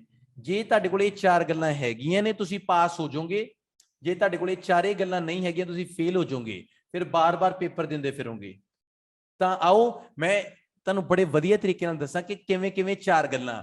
ਮੇਨ ਪੁਆਇੰਟ, ਮੇਨ ਪੁਆਇੰਟ ਦਾ ਮਤਲਬ ਕੀ ਹੁੰਦਾ ਹੈਗਾ ਕਿ ਤੁਸੀਂ ਇਸ ਪੁਆਇੰਟ ਨੂੰ ਲਿਖਣ ਦੇ ਲਈ ਤੁਹਾਡੇ ਕੋਲੇ ਪਹਿਲਾ ਕਨੈਕਟਰ ਕਿਹੜਾ ਹੋਣਾ ਚਾਹੀਦਾ ਹੈਗਾ। ਮੰਨ ਕੇ ਚਲੋ ਕੋਈ ਵੀ ਰਾਈਟਿੰਗ ਟਾਸਕ ਹੈ ਜਿਹੜਾ ਤੁਸੀਂ ਸ਼ੁਰੂ ਕਰਦੇ ਹੋਗੇ, ਬॉडी ਪੈਰਾਗ੍ਰਾਫ ਸ਼ੁਰੂ ਕਰਦੇ ਹੋ, ਤੁਹਾਡੇ ਕੋਲੇ ਪਹਿਲਾ ਕਨੈਕਟਰ ਹੁੰਦਾ ਹੈ to commence with, comma, to commence with. Writing task ਜਿਹੜਾ ਮਰਜ਼ੀ ਸ਼ੁਰੂ ਕਰਨਾ ਹੈ, ਜੇ बॉडी पैराग्राफ 1 BP1 शुरू करने ना तो पहला कनेक्टर यूज कर लो to commence with. To commence with का मतलब हो गया कि भाई जी मैं शुरू करूंगा, मैं मेन पॉइंट दूंगा। टू कमेंट्स विद तो बाद जेड़ा मैं दूजा इनू एक्सप्लेन करूंगा, मैं उरे कनेक्टर यूज कर सकता टू इलैबोरेट इट। जो मैंने एग्जाम्पल देनी है फॉर एग्जाम्पल, जो मैंने इहदा रिजल्ट कढ़ना है तो मैंने रिजल्ट के लिए लिख लेना है डज। मान लो मैंने ये 4 कनेक्टर ने जिहड़े तुहाडे अगे लिखते। मेन पॉइंट लिखने के लिए मैंने यूज किया टू कमेंट्स विद, एक्सप्लेन करने के लिए टू इलैबोरेट इट, एग्जाम्पल के लिए फॉर एग्जाम्पल, ते रिजल्ट के लिए डज। बस ये गल याद रखियो BP1 दे विच 4 पॉइंट ने तो BP2 दे विच भी 4 पॉइंट ने। ਜੇ BP1 ਦੇ ਵਿੱਚ 4 ਪੁਆਇੰਟ ਨੇ ਤਾਂ BP2 ਦੇ ਵਿੱਚ ਵੀ 4 ਪੁਆਇੰਟ ਨੇ। ਬਸ ਇਹ ਗੱਲ ਯਾਦ ਰੱਖਿਓ, ਜਿਹੜੇ ਕਨੈਕਟਰ BP1 ਚ ਲਿਖਤੇ ਉਹ BP2 ਦੇ ਵਿੱਚ ਨਹੀਂ ਲਿਖਣੇ। ਜਿਹੜੇ ਕਨੈਕਟਰ ਇੱਕ ਵਾਰ BP1 ਦੇ ਵਿੱਚ ਲਿਖਤੇ ਉਹ BP2 ਦੇ ਵਿੱਚ ਨਹੀਂ ਲਿਖਣੇ। BP2 ਦੇ ਵਿੱਚ ਕੀ ਹੋਏਗਾ, ਤੁਹਾਨੂੰ ਚੇਂਜ ਕਰਕੇ ਲਿਖਣਾ, ਸੇਮ ਨਹੀਂ ਲਿਖਣਾ ਹੈਗਾ। ਜਿਵੇਂ ਕਿ ਆਓ ਮੈਂ ਤੁਹਾਨੂੰ ਦਿਖਾਉਣਾ, ਆਪਾਂ ਇਹਨੂੰ ਸੈੱਟ ਕਰਦੇ ਹਾਂ। ਆਜੋ ਦੇਖੋ, ਹੁਣ ਆਪਾਂ BP1 ਸ਼ੁਰੂ ਕਰਦੇ ਹਾਂ। ਕਿਵੇਂ ਕਿਵੇਂ ਮੈਂ ਲਿਖਿਆ, ਸਭ ਤੋਂ ਪਹਿਲਾਂ BP1 ਨੂੰ ਸ਼ੁਰੂ ਕਰਨ ਦੇ ਲਈ ਮੈंने ਕੀ ਕੀਤਾ, ਜਿੱਥੇ ਮੈंने ਟੂ ਕਮੈਂਸ ਵਿਦ ਲਿਖਣਾ ਸੀ ਨਾ, ਟੂ ਕਮੈਂਸ ਵਿਦ, ਮੈंने ਪਹਿਲਾ ਕਨੈਕਟਰ ਹੀ ਯੂਜ਼ ਕੀਤਾ on the one hand. On the one hand ਦਾ ਮਤਲਬ ਕੀ ਹੋ ਗਿਆ ਕਿ ਇੱਕ ਪਾਸੇ ਦੀ ਗੱਲ ਕਰ ਰਿਹਾ ਮੈਂ, ਪਹਿਲੇ ਪਾਸੇ ਦੀ ਗੱਲ ਕਰ ਰਿਹਾ। ਪਹਿਲਾ ਪਾਸਾ ਕਿਹੜਾ ਸੀਗਾ ਵੀ ਜੇ ਨੌਕਰੀ ਲੈਣੀ ਹੈ ਤਾਂ ਯੂਨੀਵਰਸਿਟੀ ਦੀ ਪੜ੍ਹਾਈ ਕਰੋ। ਔਨ ਦਾ ਵਨ ਹੈਂਡ ਤਾਂ ਪਹਿਲਾ ਪਾਸਾ ਕੀ ਕਹਿੰਦਾ ਹੈ, there are several reasons why becoming a graduate is the ideal way to get a good job। ਕਹਿੰਦਾ ਬਹੁਤ ਸਾਰੇ ਕਾਰਨ ਨੇ, ਬਹੁਤ ਸਾਰੇ ਕਾਰਨ ਨੇ ਵੀ ਜੇ ਕਿਸੇ ਬੰਦੇ ਨੇ ਵਧੀਆ ਜੌਬ ਲੈਣੀ ਹੈਗੀ ਤਾਂ ਉਹਨੂੰ ਗ੍ਰੈਜੂਏਟ ਤਾਂ ਹੋਣਾ ਪਊਗਾ। the prominent ਹੁੰਦਾ important, ਜਿਹੜਾ important one is that, important ਕੀ ਹੈ, becoming a graduate opens the door for many opportunities to get hired by a large corporations and multinational companies। ਕਹਿੰਦਾ ਮੈंने ਸਭ ਤੋਂ ਵੱਡਾ ਮੇਨ ਪੁਆਇੰਟ ਇਹ ਦਿੱਤਾ ਵੀ ਜੇ ਕੋਈ ਬੰਦਾ ਆਪਣੀ ਜ਼ਿੰਦਗੀ ਦੇ ਵਿੱਚ ਬਹੁਤ ਵਧੀਆ ਨੌਕਰੀ ਕਰਨੀ ਚਾਹੁੰਦਾ ਹੈ, ਜ਼ਿੰਦਗੀ ਦੇ ਵਿੱਚ ਕਾਮਯਾਬ ਹੋਣਾ ਚਾਹੁੰਦਾ ਹੈ, ਤਾਂ ਵੱਡੀਆਂ ਕੰਪਨੀਆਂ 'ਚ ਜੌਬ ਕਰਨਾ ਚਾਹੁੰਦਾ ਹੈਗਾ, ਤਾਂ ਗ੍ਰੈਜੂਏਸ਼ਨ ਹੈ ਜਿਹੜੀ ਨਾ ਉਹ ਹੋਣੀ ਬੜੀ ਲਾਜ਼ਮੀ ਹੈ। ਕਿਉਂਕਿ ਜਦੋਂ ਗ੍ਰੈਜੂਏਸ਼ਨ ਹੋ ਜੂਗੀ ਨਾ ਤਾਂ ਬਹੁਤ ਸਾਰੇ ਡੋਰ ਨੇ ਜਿਹੜੇ ਉਹ ਓਪਨ ਹੋ ਜਾਣਗੇ। ਡੋਰ ਓਪਨ ਦਾ ਮਤਲਬ ਇਹ ਹੈ ਕਿ ਤੁਹਾਨੂੰ ਇਹ ਕਨਸੈਪਟ ਬਹੁਤ ਚੰਗੇ ਤਰੀਕੇ ਨਾਲ ਪਤਾ ਲੱਗ ਜਾਏਗਾ, ਸੌਰੀ, ਕਿ ਨੰਬਰ 1 ਇਹ ਮੇਨ ਪੁਆਇੰਟ ਹੈ ਕਿ ਯੂਨੀਵਰਸਿਟੀ ਦੇ ਵਿੱਚੋਂ ਜਿਹੜਾ ਬੰਦਾ ਪੜੂਗਾ ਨਾ ਉਹ ਵੱਡੀਆਂ ਵੱਡੀਆਂ ਕੰਪਨੀਆਂ ਦੇ ਵਿੱਚ ਜੌਬ ਕਰ ਸਕਦਾ ਹੈ, ਉਹ ਮਲਟੀਨੈਸ਼ਨਲ ਕੰਪਨੀਆਂ ਦੇ ਵਿੱਚ ਜੌਬ ਕਰ ਸਕਦਾ ਹੈਗਾ। ਹੁਣ ਆਪਾਂ ਕਹਿੰਦੇ ਵੀ ਐਕਸਪਲੇਨ ਕਰੋ ਰਮਨ ਸਰ ਇਸ ਚੀਜ਼ ਨੂੰ। ਐਕਸਪਲੇਨ ਕਰਨ ਦੇ ਲਈ ਦੂਜੇ ਨੰਬਰ ਤੇ ਕਨੈਕਟਰ ਯੂਜ਼ ਕੀਤਾ ਟੂ ਐਕਸਪਲੇਨ ਇਟ। ਹੁਣ ਆਪਾਂ ਇਹਨੂੰ ਐਕਸਪਲੇਨ ਕਰਦੇ ਆਂ ਵੀ ਕਹਿਣਾ ਕੀ ਚਾਹੁੰਦੇ ਆ ਅਸੀਂ। To explain it, it is much easier, ਇਹ ਬਹੁਤ ਈਜ਼ੀਅਰ ਹੈ, ਬਹੁਤ ਸੌਖਾ ਹੈਗਾ to earn an employers trust. Employers ਕੌਣ ਹੁੰਦਾ, ਜਿਹੜਾ ਨੌਕਰੀ ਦਿੰਦਾ ਹੈ, ਜਿਹੜਾ ਜੌਬ ਦਿੰਦਾ ਹੈਗਾ। ਕਹਿੰਦਾ ਇਹ ਬਹੁਤ ਹੀ ਸੌਖਾ ਹੈਗਾ, ਇਹ ਬਹੁਤ ਈਜ਼ੀ ਹੈ ਜੇ ਤੁਸੀਂ ਐਮਪਲੋਇਰ ਦਾ ਟਰਸਟ ਜਿਹੜਾ ਗੇਨ ਕਰਨਾ ਹੈ by having a degree that certify one's qualification. ਮਤਲਬ ਜਦੋਂ ਤੁਸੀਂ ਜਾ ਕੇ ਨੌਕਰੀ ਲੈਣੀ ਹੈ, ਕਿਸੇ ਬੰਦੇ ਦੇ ਅੱਗੇ ਜਾ ਕੇ ਕਾਗਜ਼ ਰੱਖੋਗੇ ਨਾ ਵੀ ਆ ਲੋ ਬਾਈ ਜੀ ਮੇਰੀ ਕੁਆਲੀਫਿਕੇਸ਼ਨ ਹੈ, ਤਾਂ ਜਿਹੜਾ ਬੰਦਾ ਇੰਟਰਵਿਊ ਲੈ ਰਿਹਾ ਹੋਊਗਾ ਨਾ ਉਹਨੂੰ ਤੁਹਾਡੇ ਤੇ ਵੈਸੇ ਵੀ ਭਰੋਸਾ ਹੋ ਜਾਊਗਾ ਵੀ ਯਾਰ ਬੰਦਾ ਨਾ ਬਾਹਲਾ ਪੜ੍ਹਿਆ ਲਿਖਿਆ ਹੈਗਾ। ਪੜ੍ਹਿਆ ਲਿਖਿਆ ਦਾ ਮਤਲਬ ਕੀ ਹੈਗਾ ਕਿ ਉਸ ਬੰਦੇ ਨੂੰ ਇਹ ਪਤਾ ਹੋਊਗਾ ਕਿ ਇਹਨੂੰ ਸੈਂਸ ਹੈ, ਤਾਂ ਉਹ ਤੁਸੀਂ ਉਸ ਬੰਦੇ ਦਾ ਭਰੋਸਾ ਜਿਹੜਾ ਉਹ ਜਿੱਤ ਸਕਦੇ ਹੋਗੇ। This is called main reason. Main reason ਕੀ ਹੋ ਗਿਆ, ਮੈंने ਐਕਸਪਲੇਨ ਕਰਤਾ ਵੀ ਜਿਹੜੇ ਜਿਹੜੇ ਬੰਦਿਆਂ ਨੇ ਯੂਨੀਵਰਸਿਟੀ ਤੋਂ ਪੜ੍ਹਾਈ ਕਰੀ ਹੋਊਗੀ ਉਹਨਾਂ ਦਾ ਮਤਲਬ ਜਿਹੜੇ ਬੰਦੇ ਨੇ ਨੌਕਰੀ ਤੇ ਰੱਖਣੇ ਹੋਣਗੇ ਉਹਨਾਂ ਨੂੰ ਪਤਾ ਹੋਊਗਾ ਵੀ ਬਹੁਤ ਪੜ੍ਹੇ ਲਿਖੇ ਬੰਦੇ ਨੇਗੇ। ਐਗਜ਼ਾਮਪਲ ਦਿੰਨੇ ਆਪਾਂ ਇਹਦੀ, ਕਨੈਕਟਰ ਯੂਜ਼ ਕੀਤਾ ਫॉर ਐਗਜ਼ਾਮਪਲ, ਕਨੈਕਟਰ ਯੂਜ਼ ਕੀਤਾ ਫॉर ਐਗਜ਼ਾਮਪਲ।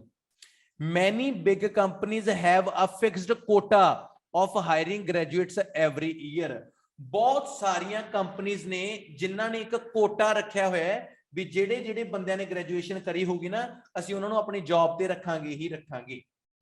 ਕਹਿੰਦੇ ਆ ਬਹੁਤ ਸਾਰੀਆਂ ਕੰਪਨੀਆਂ ਨੇ ਇੱਕ ਕੋਟਾ ਰੱਖਿਆ ਹੋਇਆ ਹੈ ਵੀ ਜਿਹੜੇ ਜਿਹੜੇ ਬੰਦੇ ਯੂਨੀਵਰਸਿਟੀ ਚੋਂ ਪੜ੍ਹ ਕੇ ਆਉਣਗੇ ਅਸੀਂ ਉਹਨਾਂ ਨੂੰ ਜੌਬ ਦੇਣੀ ਓ ਦੇਣੀ ਹੈ, ਨੌਕਰੀ ਰੱਖਣੀ ਓ ਰੱਖਣੀ ਹੈ। ਤਾਂ ਇਹਦਾ ਰਿਜ਼ਲਟ ਕੀ ਨਿਕਲਦਾ ਇਸ ਚੀਜ਼ ਦਾ, ਲਾਸਟ ਤੇ ਆਪਾਂ ਇਹਦਾ ਰਿਜ਼ਲਟ ਜੇ ਕੱਢ ਦਿਆਂਗੇ।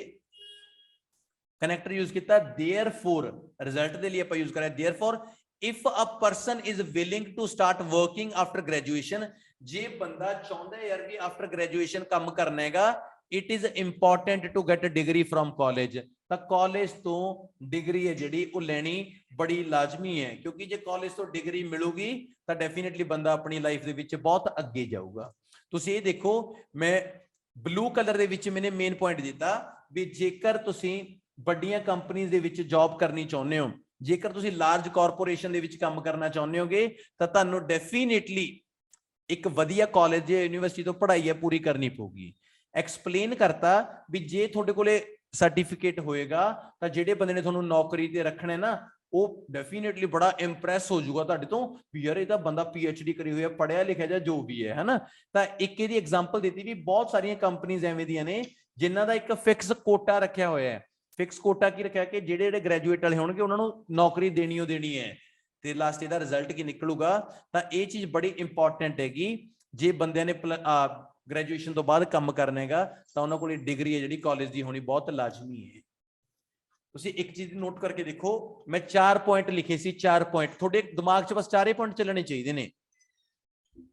ਮੇਨ ਪੁਆਇੰਟ, ਐਕਸਪਲੇਨ, ਐਗਜ਼ਾਮਪਲ ਤੇ ਰਿਜ਼ਲਟ। ਜਿਹੜੇ ਜਿਹੜੇ ਬੰਦੇ ਨੂੰ ਆ ਚੀਜ਼ਾਂ ਪਤਾ ਨੇ ਉਹ ਪੇਪਰ 'ਚੋਂ ਪਾਸ ਹੋ ਜਾਊਗਾ, ਜਿਹਨੂੰ ਨਹੀਂ ਪਤਾ ਉਹ ਵਿਚਾਰਾ ਐਂ ਰਹਿ ਜਾਂਦਾ ਹੈਗਾ। ਤੁਹਾਨੂੰ ਬਹੁਤ ਜਗ੍ਹਾ ਤੇ ਜਿੱਥੇ ਵੀ ਆਪਾਂ ਸਿੱਖਦੇ ਆ ਪੜ੍ਹਦੇ ਆ ਆਪਾਂ ਨੂੰ ਇੰਨੀ ਕਲੈਰੀਫਿਕੇਸ਼ਨ ਨਹੀਂ ਦਿੱਤੀ ਜਾਂਦੀ। ਤੁਸੀਂ ਇੱਕ ਚੀਜ਼ ਦੀ ਗੌਰ ਰੱਖੋ, ਆਪਾਂ ਨੇ ਪਹਿਲਾ ਕਨੈਕਟਰ ਕਿਹੜਾ ਯੂਜ਼ ਕਰਿਆ ਸੀਗਾ, on the one hand. On the one hand ਕੀ ਹੋ ਗਿਆ, ਪਹਿਲਾ ਕਨੈਕਟਰ। ਇਹਨੂੰ ਐਕਸਪਲੇਨ ਕਰਨ ਦੇ ਲਈ ਮੈंने ਕਨੈਕਟਰ ਕਿਹੜਾ ਯੂਜ਼ ਕੀਤਾ ਸੀ, to explain it. To explain it. Example ਦੇ ਲਈ ਮੈंने ਯੂਜ਼ ਕੀਤਾ ਸੀ ਫॉर ਐਗਜ਼ਾਮਪਲ, ਤੇ ਰਿਜ਼ਲਟ ਦੇ ਲਈ ਮੈंने ਯੂਜ਼ ਕੀਤਾ ਸੀ देयरफॉर। ਤੁਸੀਂ ਇੱਕ ਚੀਜ਼ ਨੂੰ ਦੇਖੋ ਕਿ ਆਪਾਂ ਨੇ 4 ਦੇ 4 ਪੁਆਇੰਟ ਨੇ ਜਿਹੜੇ ਇਹ ਲਿਖਤੇ। ਤਾਂ ਮੈਂ ਸਾਰੇ ਬੱਚਿਆਂ ਨੂੰ ਇਹ ਕਹਿਣਾ, ਬੋਡੀ ਪੈਰਾਗ੍ਰਾਫ 2 ਹੈ ਨਾ ਜਿਹੜਾ ਬੋਡੀ ਪੈਰਾਗ੍ਰਾਫ 2, ਉਹਦੇ 'ਚ ਵੀ 4 ਪੁਆਇੰਟ ਹੀ ਲਿਖੇ ਜਾਣਗੇ, ਪਰ ਇਹਨਾਂ ਦੇ ਵਿੱਚੋਂ ਇੱਕ ਵੀ ਕਨੈਕਟਰ ਨਹੀਂ ਆਊਗਾ। ਇਹਨਾਂ ਦੇ ਵਿੱਚੋਂ ਇੱਕ ਵੀ ਕਨੈਕਟਰ ਨਹੀਂ ਆਊਗਾ। ਹੁਣ ਤਾਂ ਨਾ ਤਾਂ ਔਨ ਦਾ ਵਨ ਹੈਂਡ ਲਿਖਣਾ, ਨਾ ਟੂ ਐਕਸਪਲੇਨ ਇਟ, ਨਾ ਫॉर ਐਗਜ਼ਾਮਪਲ, ਨਾ देयरफॉर। ਮਤਲਬ 4 ਹੋਰ ਕਨੈਕਟਰ ਚਾਹੀਦੇ ਨੇ। ਆਪਸ ਦੇ ਵਿੱਚ ਬੋਡੀ 1 ਤੇ ਬੋਡੀ 2 ਦੇ ਕਨੈਕਟਰ ਨੇ ਜਿਹੜੇ ਉਹ ਮੈਚ ਨਹੀਂ ਕਰਨੇ ਚਾਹੀਦੇ। ਜੇ ਮੈਚ ਕਰਕੇ ਸਕੋਰ ਨਹੀਂ ਆਉਂਦਾ। ਦੇਖੀਏ ਆਪਾਂ, ਚਲੋ ਆਪਾਂ ਦੇਖਦੇ ਹਾਂ ਕਿ ਮੈਂ ਦੂਜਾ ਪੈਰਾਗ੍ਰਾਫ ਕੀ ਲਿਖਿਆ ਹੈ, ਜਿਹਦੇ ਚ ਮੈਂ ਕਿਹਾ ਉਹ ਕਾਲਜ ਦੀ ਡਿਗਰੀ ਦੀ ਕੋਈ ਲੋੜ ਨਹੀਂ ਹੈਗੀ। ਕਾਲਜ ਦੀ ਡਿਗਰੀ ਦੀ ਕੋਈ ਲੋੜ ਨਹੀਂ, ਬੰਦੇ ਕੋਲੇ ਐਕਸਪੀਰੀਅੰਸ ਹੋਣਾ ਚਾਹੀਦਾ ਹੈਗਾ। ਜੇ ਬਹੁਤ ਚੰਗਾ ਐਕਸਪੀਰੀਅੰਸ ਹੈਗਾ ਤਾਂ ਉਹ ਜ਼ਿੰਦਗੀ ਦੇ ਵਿੱਚ ਬਹੁਤ ਅੱਗੇ ਤੱਕ ਜਾਏਗਾ ਤੇ ਬਹੁਤ ਸੋਹਣਾ ਤੇ ਬਹੁਤ ਕਾਮਯਾਬ ਹੋਏਗਾ। ਚਲੋ ਕਨੈਕਟਰ ਦੇਖੋ ਮੈंने ਕਿਹੜਾ ਯੂਜ਼ ਕੀਤਾ, ਵਾਓ, मैंने यूज किया ऑन द अदर हैंड। पहले च मैंने की यूज किया सी ऑन द वन हैंड, ते दूजे च मैंने यूज की किया on the other hand. Note करो, ऑन द अदर हैंड ये पहला कनेक्टर है। Some are in the favour of developing experience and soft skills. कई लोग ने जेड़े ओह की एक्सपैक्ट करते आ ਵੀ ਬੰਦਿਆਂ ਕੋਲੇ ਨਾ ਸੌਫਟ ਸਕਿੱਲ ਹੋਣਾ ਚਾਹੀਦਾ ਹੈ। ਬੰਦੇ ਆਪ ਸੌਫਟ ਹੋਣ ਨਾ ਹੋਣ, ਪਰ ਉਹਨਾਂ ਕੋਲੇ ਸੌਫਟ ਸਕਿੱਲ ਹੋਣਾ ਬਹੁਤ ਜ਼ਰੂਰੀ ਹੈਗਾ। ਤੇ ਉਹਨਾਂ ਕੋਲੇ ਜਿਹੜਾ ਐਕਸਪੀਰੀਅੰਸ ਹੈ ਉਹ ਵੀ ਬਹੁਤ ਲਾਜ਼ਮੀ ਹੈ।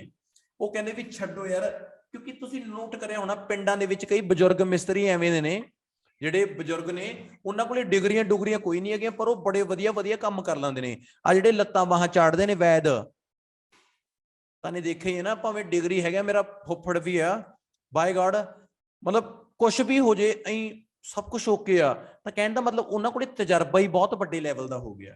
ਹੁਣ ਆਪਾਂ ਇਸ ਚੀਜ਼ ਨੂੰ ਐਕਸਪਲੇਨ ਕਰਦੇ ਆਂ ਵੀ ਉਹ ਕਹਿੰਦੇ ਵੀ ਭਾਈ ਜੀ ਕਨੈਕਟਰ ਕੀ ਸੀਗਾ, ਔਨ ਦਾ ਅਦਰ ਹੈਂਡ। ਪਹਿਲੇ ਪੈਰਾਗ੍ਰਾਫ 'ਚ ਕਿਹੜਾ ਕਨੈਕਟਰ ਸੀ, ਔਨ ਦਾ ਵਨ ਹੈਂਡ। ਹੁਣ ਕਿਹੜਾ ਕਨੈਕਟਰ ਯੂਜ਼ ਕੀਤਾ ਆਪਾਂ ਨੇ, on the other hand. On the other hand 'ਚ ਆਪਾਂ ਨੇ ਕੀ ਕੀਤਾ ਵੀ ਦੂਜੇ ਲੋਕ ਫੇਵਰ ਨੇ ਵੀ ਐਕਸਪੀਰੀਅੰਸ ਹੋਵੇ ਤੇ ਸੌਫਟ ਸਕਿੱਲ ਹੋਵੇ। ਹੁਣ ਆਪਾਂ ਇਹਨੂੰ ਐਕਸਪਲੇਨ ਕਰਦੇ ਆਂ ਵੀ ਕਹਿਣਾ ਕੀ ਚਾਹੁੰਦਾ ਮੈਂ। ਕਨੈਕਟਰ ਯੂਜ਼ ਕੀਤਾ ਟੂ ਐਕਸਪਲੀਕੇਟ। ਬੋਡੀ 1 ਦੇ ਵਿੱਚ ਨਾ ਟੂ ਐਕਸਪਲੇਨ ਸੀਗਾ, ਉਰੇ ਮੈंने ਟੂ ਐਕਸਪਲੀਕੇਟ ਲਾ ਲਿਆ ਕਿਉਂਕਿ ਕਨੈਕਟਰ ਆਪਸ 'ਚ ਮੈਚ ਨਹੀਂ ਕਰਨਾ ਚਾਹੀਦਾ। Employees with experience, employees with experience and strong soft skill. जे एम्प्लॉय कोले एक्सपीरियंस होगा, सॉफ्ट स्किल होगा, हैव अ क्यूरियस एटीट्यूड, जेड़ा ओदा एटीट्यूड होगा ना वो बड़ा पॉजिटिव होगा, that allows them to pursue professional leads due to their practical knowledge। ਤਾਂ ਜੇ ਬੰਦੇ ਨੇ ਆਪਣੀ ਜ਼ਿੰਦਗੀ 'ਚ ਕਹਿੰਦਾ ਕਾਮਯਾਬ ਹੋਣਾ ਨਾ, ਤਾਂ ਉਹਦੇ ਕੋਲੇ ਕੀ ਹੋਣਾ ਚਾਹੀਦਾ ਹੈਗਾ ਕਿ ਪ੍ਰੈਕਟੀਕਲ ਨੌਲੇਜ ਹੋਣੀ ਬਹੁਤ ਲਾਜ਼ਮੀ ਹੈ। ਪ੍ਰੈਕਟੀਕਲ ਨੌਲੇਜ ਦਾ ਮਤਲਬ ਹੈ ਕਿ ਥਿਓਰੈਟੀਕਲ ਉਹ ਹੋਵੇ ਨਾ ਹੋਵੇ, ਕਾਗਜ਼ ਪੱਤਰਾਂ 'ਚ ਹੋਵੇ ਨਾ ਹੋਵੇ, ਪਰ ਉਹਨੇ ਸਕਿੱਲ ਉਹਦੇ ਕੋਲੇ ਹੋਣਾ ਬੜਾ ਲਾਜ਼ਮੀ ਹੈਗਾ। ਹੁਣ ਤੁਸੀਂ ਆਪ ਹੀ ਸੋਚ ਕੇ ਦੇਖੋ, ਜੇ ਮੈਂ ਤੁਹਾਨੂੰ ਕਹਾਂ ਵੀ ਜੇ ਤੁਸੀਂ ਤੈਰਨਾ ਸਿੱਖਣਾ ਚਾਹੁੰਦੇ ਹੋ ਤਾਂ ਸਭ ਤੋਂ ਪਹਿਲਾਂ ਕੀ ਕਰਨਾ ਪਊ, ਪਾਣੀ 'ਚ ਵੜਨਾ ਪਊਗਾ ਨਾ। ਜੇ ਮੈਂ ਤੁਹਾਨੂੰ ਕਹਤਾ ਵੀ ਕੁਛ ਨਹੀਂ ਕਰਨਾ, ਧਿਆਨ ਨਾਲ ਸੁਣੋ, ਤੈਰਨਾ ਪਤਾ ਕਿਵੇਂ ਹੈਗਾ ਰਜਤ, ਕੋਈ ਜ਼ਿਆਦਾ ਔਖਾ ਨਹੀਂ ਹੈਗਾ ਤੈਰਨਾ। ਪਾਣੀ ਦੇ ਵਿੱਚ ਛਾਲ ਮਾਰਨੀ ਹੈ, ਦੋਏ ਹੱਥਾਂ ਨੂੰ ਐਵੇਂ ਕਰਨੇ, ਦੋਏ ਪੈਰਾਂ ਨੂੰ ਬਸ ਪਿੱਛੋਂ ਹਿਲਾਉਣਾ ਹੈਗਾ ਤੇ ਬੇਨਤੀ ਹੈ ਮੇਰੀ ਆਹ ਗੱਲ ਕਹਿਣ ਤੇ ਕੋਈ ਪਾਣੀ 'ਚ ਵੜ ਨਾ ਜਾਈਓ, ਕਿਉਂਕਿ ਇਹ ਤਾਂ ਕੱਲਾ ਮੈਂ ਤੁਹਾਨੂੰ ਥਿਓਰੈਟੀਕਲ ਦੱਸਿਆ ਹੈ, ਆਊਗਾ ਪਤਾ ਕਦੋਂ, ਜਦੋਂ ਪ੍ਰੈਕਟੀਕਲ ਹੋਊਗਾ, ਜਦੋਂ ਬੰਦਾ ਪਾਣੀ 'ਚ ਵੜੂਗਾ। ਸਮਝੇ ਨਾ ਮੇਰੀ ਗੱਲ? ਹਾਂ, ਸੌਫਟ ਸਕਿੱਲ ਅਬਾਊਟ ਇੰਟੈਲੀਜੈਂਸ ਕਹਿ ਸਕਦੇ ਹਾਂ ਜੀ, ਹਾਂ ਬਿਲਕੁਲ। ਤੁਹਾਡਾ ਇੰਟੈਲੀਜੈਂਸ, ਬੰਦਾ ਦਿਮਾਗੀ ਤੌਰ ਤੇ ਕਿੰਨਾ ਕੁ ਪਾਵਰਫੁਲ ਹੈਗਾ। ਤੁਸੀਂ ਇਹ ਗੱਲ ਦੇਖੋ ਯਾਰ, ਕਈ ਚੀਜ਼ਾਂ ਮੇਰੇ ਬੱਚੇ ਆਪਾਂ ਕਿਤਾਬਾਂ ਤੋਂ ਸਿੱਖਦੇ ਆ, ਠੀਕ ਹੈ, ਪਰ ਜਿਹੜੇ ਬੰਦੇ ਨੇ ਵੈਲਡਿੰਗ ਦਾ ਕੰਮ ਸਿੱਖਣਾ, ਮੰਨ ਲਓ, ਉਹ ਤਾਂ ਜਦੋਂ ਤੱਕ ਕਰਦਾ ਨਹੀਂ ਉਦੋਂ ਤੱਕ ਕਿੱਥੋਂ ਸਿੱਖੂਗਾ? ਹੁਣ ਜੇ ਕਿਸੇ ਬੰਦੇ ਨੇ ਡਰਾਈਵਿੰਗ ਸਿੱਖਣੀ ਹੈ, ਜੇ ਕਿਸੇ ਬੰਦੇ ਨੇ ਡਰਾਈਵਿੰਗ ਸਿੱਖਣੀ ਹੈ, ਉਹ ਉਦੋਂ ਹੀ ਸਿੱਖ ਸਕਦਾ ਹੈਗਾ ਜਦੋਂ ਉਹ ਗੱਡੀ 'ਚ ਬੈਠੂਗਾ। ਜੇ ਮੈਂ ਤੁਹਾਨੂੰ ਐ ਕਹੂੰਗਾ ਨਾ ਵੀ ਗੱਡੀ 'ਚ ਬੈਠੋ, ਗੇਅਰ ਪਾਓ, ਕਲੱਚ ਦਬਾਓ, ਸਟੀਅਰਿੰਗ ਰੱਖ ਲਓ, ਐ ਕਰ ਲਓ, ਬਾਹ ਕਰ ਲਓ, ਕੱਲੀਆਂ ਗੱਲਾਂ ਕਰਨ ਨਾਲ ਕੁਝ ਨਹੀਂ ਹੋਣਾ, ਤੁਹਾਨੂੰ ਸਕਿੱਲ ਕਰਨਾ ਪਊਗਾ। ਠੀਕ ਆ, ਤਾਂ ਆਓ ਆਪਾਂ ਇਹਨੂੰ ਯੂਜ਼ ਕਰਦੇ ਹਾਂ ਆਪਣਾ, ਇਹਦੀ ਐਗਜ਼ਾਮਪਲ ਦਿੰਦੇ ਆ ਇੱਕ। ਫॉर ਇੰਸਟੈਂਸ, ਐਗਜ਼ਾਮਪਲ ਦੇ ਲਈ ਮੈंने ਯੂਜ਼ ਕੀਤਾ ਫॉर ਇੰਸਟੈਂਸ। ਇੱਕ ਸਰਵੇ ਕੰਡਕਟ ਕੀਤਾ ਗਿਆ ਹਾਰਵਰਡ ਯੂਨੀਵਰਸਿਟੀ ਨੇ 2003 ਚ। ਕੀ ਦੇਖਿਆ? ਜਿਹੜੇ ਐਕਸਪੀਰੀਅੰਸ EMPLOYEES ਨੇ ਨਾ, ਜਿਨ੍ਹਾਂ ਕੋਲੇ ਤਜਰਬਾ ਬਹੁਤ ਜ਼ਿਆਦਾ ਹੈਗਾ, 63.02% contribution in the profit of the multinational companies. Very good. ਮਤਲਬ ਮਲਟੀਨੈਸ਼ਨਲ ਕੰਪਨੀਜ਼ ਦੇ ਵਿੱਚ 2003 ਦੇ ਵਿੱਚ ਪੜ੍ਹੇ ਲਿਖੇ ਲੋਕ ਨਹੀਂ, ਜਿਹੜੇ ਲੋਕਾਂ ਕੋਲੇ ਕੱਲਾ ਐਕਸਪੀਰੀਅੰਸ ਹੈ ਨਾ, ਉਹਨਾਂ ਨੇ 63% ਪ੍ਰੋਫਿਟ ਕੱਲਿਆਂ ਨੇ ਦਿੱਤਾ। ਹੁਣ ਇਹਦਾ ਰਿਜ਼ਲਟ ਕੀ ਨਿਕਲਦਾ ਇਸ ਚੀਜ਼ ਦਾ? ਤਾਂ does EMPLOYEES with work experience ensure more chances to get job. ਕਹਿੰਦਾ ਜਿਹੜੇ ਲੋਕਾਂ ਕੋਲੇ ਐਕਸਪੀਰੀਅੰਸ ਜ਼ਿਆਦਾ ਹੋਊਗਾ ਨਾ, ਉਹਨਾਂ ਕੋਲੇ ਜ਼ਿਆਦਾ ਚਾਂਸਿਸ ਹੋਣਗੇ ਨੌਕਰੀ ਲੈਣ ਦੇ। ਮਤਲਬ ਤੁਸੀਂ ਇਹ ਦੇਖੋ ਕਿ ਮੈਂ ਇੱਕ ਪੈਰਾਗ੍ਰਾਫ ਦੇ ਵਿੱਚ ਦੱਸਦਾ ਕਿ ਬੰਦਿਆਂ ਕੋਲੇ ਜੇ ਜੌਬ ਲੈਣੀ ਹੈ ਤਾਂ ਕਾਲਜ ਦੀ ਡਿਗਰੀ ਚਾਹੀਦੀ ਹੈ, ਦੂਜੇ ਪਾਸੇ ਮੈਂ ਕਹਿੰਦਾ ਉਹ ਛੱਡ ਕਾਲਜ ਦੀਆਂ ਡਿਗਰੀਆਂ ਨੂੰ ਉਸਤਾਦ, ਜੇ ਬੰਦੇ ਨੇ ਨੌਕਰੀ ਕਰਨੀ ਹੈ ਤਾਂ ਉਹਦੇ ਕੋਲੇ ਕੀ ਹੋਣਾ ਚਾਹੀਦਾ ਹੈਗਾ? ਆਪਦਾ ਐਕਸਪੀਰੀਅੰਸ ਹੋਣਾ ਚਾਹੀਦਾ ਹੈ। ਹੁਣ ਲਾਸਟ ਇੱਕ ਪੈਰਾਗ੍ਰਾਫ ਰਹਿ ਗਿਆ ਕਨਕਲੂਜਨ ਦਾ, ਇਹਨੂੰ ਆਪਾਂ ਐਂਡ ਕਰਦੇ ਹਾਂ ਰਾਈਟਿੰਗ ਨੂੰ ਹੁਣ 1 ਮਿੰਟ ਚ। ਕਨਕਲੂਜਨ ਕਿਵੇਂ ਲਿਖਣਾ ਹੈਗਾ ਦੇਖੋ, ਉਹਨੇ ਆਪਾਂ ਨੂੰ ਪੁੱਛਿਆ ਸੀ ਗਿਵ ਯੂਰ ਓਪੀਨੀਅਨ ਵੀ ਪੁੱਛਿਆ ਸੀਗਾ, ਗੌਰ ਨਾਲ ਦੇਖੋ। ਮੈਂ ਲਿਖਿਆ ਇਨ ਕਨਕਲੂਜਨ, ਸਭ ਤੋਂ ਪਹਿਲਾਂ ਯੂਜ਼ ਕਰਨਾ ਆਲਦੋ, ਭਾਵੇਂ। ਆਲਦੋ ਲਿਖ ਕੇ ਮੈਂ ਜਿਹੜੀ ਸਾਈਡ ਹੈ ਨਹੀਂਗਾ ਉਹ ਲਿਖਣਾ ਹੈ। Degree of graduation is the ideal way to get a good job। ਇਹ ਐਂਡ ਕਰ ਰਿਹਾ ਮੈਂ ਇਸ ਚੀਜ਼ ਦਾ, 1 ਮਿੰਟ ਚ ਐਂਡ ਧਿਆਨ ਨਾਲ ਦੇਖੋ। ਕਹਿੰਦਾ ਜਿਹੜੀ ਡਿਗਰੀ ਹੈ ਗ੍ਰੈਜੂਏਸ਼ਨ ਦੀ, ਉਹ ਵਧੀਆ ਤਰੀਕਾ ਹੈ ਚੰਗੀ ਨੌਕਰੀ ਲੈਣਾ, ਪਰ yet I believe, ਹੁਣ yet I believe ਕੀ ਹੋ ਗਿਆ? ਹੁਣ ਮੈਂ ਕਹਿੰਦਾ ਵੀ ਸੋਸ਼ਲ ਸਕਿੱਲ ਹੋਣੇ ਚਾਹੀਦੇ ਨੇ ਬੰਦੇ ਚ, ਐਕਸਪੀਰੀਅੰਸ ਹੋਣਾ ਚਾਹੀਦਾ ਬੰਦੇ ਕੋਲੇ, ਤਾਂ ਹੀ ਜਾ ਕੇ ਉਹ ਆਪਣੀ ਜ਼ਿੰਦਗੀ ਦੇ ਵਿੱਚ ਕਾਮਯਾਬ ਹੋਊਗਾ। ਮਤਲਬ ਮੈਂ ਵੀ ਇਸ ਸਾਈਡ ਆ ਕਿ ਜੇ ਬੰਦੇ ਨੇ ਕਾਮਯਾਬ ਹੋਣਾ ਹੈਗਾ ਤਾਂ ਉਹਦੇ ਕੋਲੇ ਸੋਸ਼ਲ ਸਕਿੱਲ ਹੋਣੇ ਚਾਹੀਦੇ ਨੇ, ਕਿ ਆ ਕਾਲਜ ਦੀਆਂ ਡਿਗਰੀਆਂ ਕੁਛ ਨਹੀਂ ਹੈਗਾ। ਗਿਵ ਯੂਰ ਓਪੀਨੀਅਨ ਪੁੱਛਿਆ ਸੀ ਨਾ ਉਹਨੇ, ਡਿਸਕਸ ਬੋਥ ਵਿਊ ਆਪਾਂ ਨੇ ਕਾਹ ਚ ਡਿਸਕਸ ਕਰਤੇ? ਇੱਕ BP1 ਚ, ਇੱਕ BP2 ਚ। ਤੇ ਗਿਵ ਯੂਰ ਓਪੀਨੀਅਨ ਜਦੋਂ ਉਹਨੇ ਕਿਹਾ ਸੀ ਨਾ, ਆਪਾਂ ਨੇ ਆਲਦੋ ਲਿਖਿਆ, ਆਲਦੋ ਜਿਹੜੇ ਕਣੀ ਆਪਾਂ ਹੈ ਨਹੀਂ ਉਹ ਲਿਖਤਾ, ਯੈਟ ਆਈ ਬਿਲੀਵ ਜਿਹੜੀ ਸਾਈਡ ਆਪਾਂ ਹੈਗੇ ਆਪਾਂ ਨੇ ਉਹ ਲਿਖਤਾ। ਮੈਂ ਕੰਪਲੀਟ ਐਸੇ ਤੁਹਾਨੂੰ ਦੇਵਾਂਗਾ, ਘਰੇ ਬਹਿ ਕੇ ਇਹਨੂੰ ਪ੍ਰੋਪਰ ਰਾਈਟ ਡਾਊਨ ਕਰਕੇ ਦੇਖਿਓ, ਤੁਹਾਨੂੰ ਬਹੁਤ ਚੰਗੇ ਤਰੀਕੇ ਨਾਲ ਪਤਾ ਲੱਗ ਜਾਊਗਾ। ਜਸਟ ਬ੍ਰੇਕ ਹੈ ਤੁਹਾਨੂੰ ਇਸ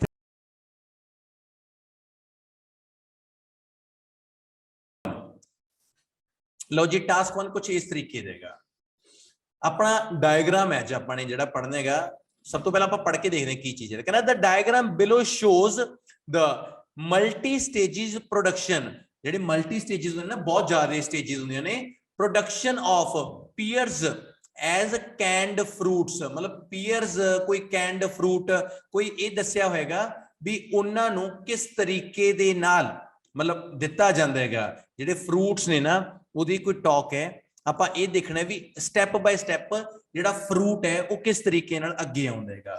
ਤਾਂ ਆਪਾਂ ਸ਼ੁਰੂ ਕਰਦੇ ਹਾਂ ਤੇ ਤੁਹਾਨੂੰ ਕਨਸੈਪਟ ਦਿਖਾਉਣਾ। ਜਦੋਂ ਪੇਪਰ ਦੇ ਵਿੱਚ ਨਾ ਡਾਇਗਰਾਮ ਜਾਂ ਪ੍ਰੋਸੈਸ ਹੈ ਜਿਹੜਾ ਉਹ ਆ ਜੇ, ਨੰਬਰ 1 ਤੁਸੀਂ ਕਦੇ ਵੀ ਇੱਕ ਵੀ ਸਟੈਪ ਨੂੰ ਛੱਡ ਨਹੀਂ ਸਕਦੇ। This is called rule number 1।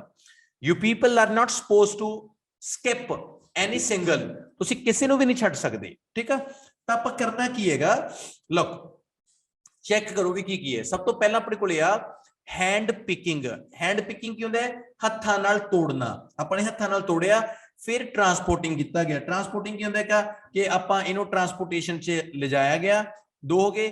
ਫਿਰ ਵਾਸ਼ ਕੀਤਾ ਗਿਆ, ਫਿਰ ਇਹਦੀ ਕੁਆਲਿਟੀ ਹੈ ਜਿਹੜੀ ਉਹ ਚੈਕਿੰਗ ਕੀਤੀ ਗਈ, ਫਿਰ ਇਹਨੂੰ ਕੋਲਡ ਸਟੋਰਿੰਗ 'ਚ ਕੀਤਾ ਗਿਆ। ਕੋਲਡ ਸਟੋਰ ਆਪਾਂ ਨੂੰ ਪਤਾ ਨਾ, ਜਿੱਥੇ ਆਪਾਂ ਸਟੋਰ ਕਰਕੇ ਰੱਖਦੇ ਹੁੰਦੇ ਆ ਫਲ ਸਬਜ਼ੀਆਂ ਨੂੰ। ਠੀਕ ਆ, ਫਿਰ ਆਪਾਂ ਨੇ ਇਹਨੂੰ ਕੀ ਕੀਤਾ ਗਿਆ, ਵੇਇੰਗ ਜਾਂ ਇਹਦੀ ਗ੍ਰੇਡਿੰਗ ਦਿੱਤੀ ਗਈ ਇਹਨੂੰ ਵੀ ਇਹ ਕਿਹੜੇ ਪਾਸੇ ਕਿਹੜਾ ਜਾਊਗਾ, ਕਿਹੜੇ ਪਾਸੇ ਕਿਹੜਾ ਜਾਊਗਾ।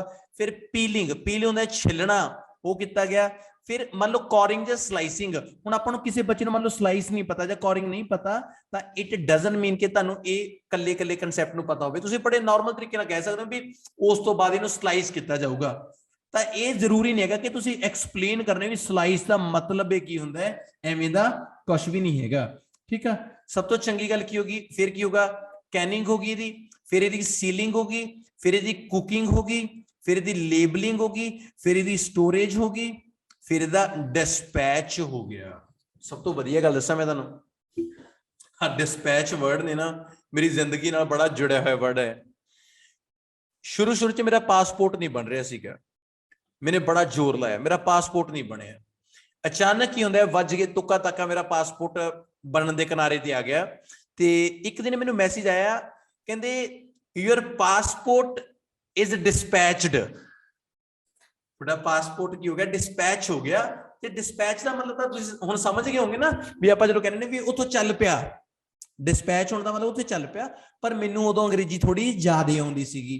मैं क्या भी डिस, मैनूं इह सी भी डिस वालियां सारियां चीज़ां माड़ियां हुंदियां ने, जिवें डिसएडवांटेज है ना, जां डिसएग्री, भी जिहड़ा डिस है ना वो नैगेटिव हुंदा है। मैं बाय गॉड इन्ना टाइम ना मैं रोई गया भी मेरे पासपोर्ट का कुछ डिस्पैच हो गया, भी ये भी इहदे नाल कुछ गंदा हो गया। वो बाद चों पता लगा भी भाई तेरा पासपोर्ट उत्थों तुर पिया, कोई ना सुख शांति नाल आ जाऊगा, है ना। तां आपां सब तो पहला की देखिया भी स्टैप दिते हुए ने भी एक कोई फ्रूट है, किहड़ा कैंड फ्रूट होने जिहड़े पीयर्स हैगा कोई फ्रूट, ਉਹਦਾ ਦੱਸਿਆ ਹੋਇਆ ਵੀ ਸਭ ਤੋਂ ਪਹਿਲਾਂ ਕੀ ਕਰਿਆ ਜਾਊਗਾ, ਫਿਰ ਕੀ ਕਰਿਆ ਜਾਊਗਾ, ਕਿਵੇਂ ਕਿਵੇਂ ਕਰਕੇ ਤੋੜਨ ਤੋਂ ਲੈ ਕੇ ਮਾਰਕੀਟ 'ਚ ਭੇਜਣ ਤੱਕ ਦੀ ਸਾਰਾ ਪ੍ਰੋਸੀਜਰ ਹੈਗਾ। ਤੋੜਨ ਤੋਂ ਲੈ ਕੇ ਮਾਰਕੀਟ 'ਚ ਭੇਜਣ ਤੱਕ ਦਾ ਸਾਰਾ ਪ੍ਰੋਸੀਜਰ ਹੈ ਵੀ ਕਿਵੇਂ ਆਪਾਂ ਨੇ ਇਹਨੂੰ ਭੇਜਿਆ। ਜਿਹੜਾ ਟਾਸਕ 1 ਹੁੰਦਾ ਇਹਦੇ 3 ਬੈਂਡ ਸਕੋਰ ਆਉਂਦੇ ਨੇ। ਕਿੰਨੇ ਹੁੰਦੇ ਆ? 3 ਤੇ 3 ਬੈਂਡ ਸਕੋਰ ਨੂੰ ਲੈਣ ਦਾ ਤਰੀਕਾ ਕੀ ਹੁੰਦਾ ਹੈ ਮੈਂ ਤੁਹਾਨੂੰ ਇਹ ਸਮਝਾਵਾਂ। ਤੁਸੀਂ ਕਰਨਾ ਕੀ ਹੁੰਦਾ ਹੈਗਾ, ਸਭ ਤੋਂ ਪਹਿਲਾਂ ਸਟਰਕਚਰ ਸਮਝੋ।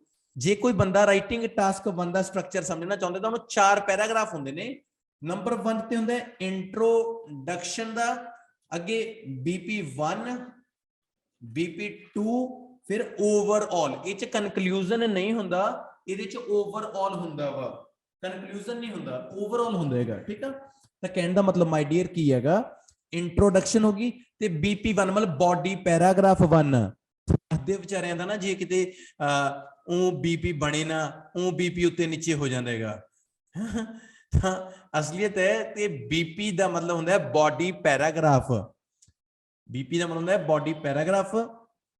ਸੁਖ ਸ਼ਾਂਤੀ ਨਾਲ ਚੱਲ ਪਏ ਤਾਂ ਬਹੁਤ ਸੋਹਣਾ, ਨਾ ਚੱਲ ਪਏ ਤਾਂ BP ਤੁਹਾਨੂੰ ਸਾਰਿਆਂ ਨੂੰ ਪਤਾ ਹੈ ਉਹ ਵੀ ਉੱਤੇ ਨੀਚੇ ਹੋਣ ਤੇ ਟਾਈਮ ਨਹੀਂ ਲੱਗਦਾ। ਆਪਾਂ ਸ਼ੁਰੂ ਕਰਦੇ ਹਾਂ। ਇੰਟਰੋਡਕਸ਼ਨ ਸਭ ਤੋਂ ਪਹਿਲਾਂ ਕਿਵੇਂ ਬਣਦੀ ਹੁੰਦੀ ਹੈ ਦਿਖਾਉਣਾ ਮੈਂ ਤੁਹਾਨੂੰ। ਇੰਟਰੋਡਕਸ਼ਨ ਬਣਦੀ ਹੁੰਦੀ ਹੈ ਰੀਫਰੇਜ਼ ਕਰਨ ਦੇ ਨਾਲ। ਰੀਫਰੇਜ਼ ਕਰਨ ਦਾ ਮਤਲਬ ਕਹਿੰਦੇ like this, I am showing this, look ਦੇਖੋ ਜੋ ਆਪਾਂ ਨੂੰ ਆਉਰ ਤੱਕ ਦਿੱਤਾ ਵੀ ਜਿਹੜਾ ਡਾਇਗਰਾਮ ਹੈ below shows multi stages production pears canned fruit, ਇੱਥੇ ਤੱਕ ਸਿਨੋਨਿਮ ਚ ਦੇਖੋ ਮੈਂ ਕਿਵੇਂ ਲਿਖਿਆ। ਮੈਂ ਲਿਖਿਆ ਦਾ ਪ੍ਰੋਸੈਸ ਚਾਰਟ।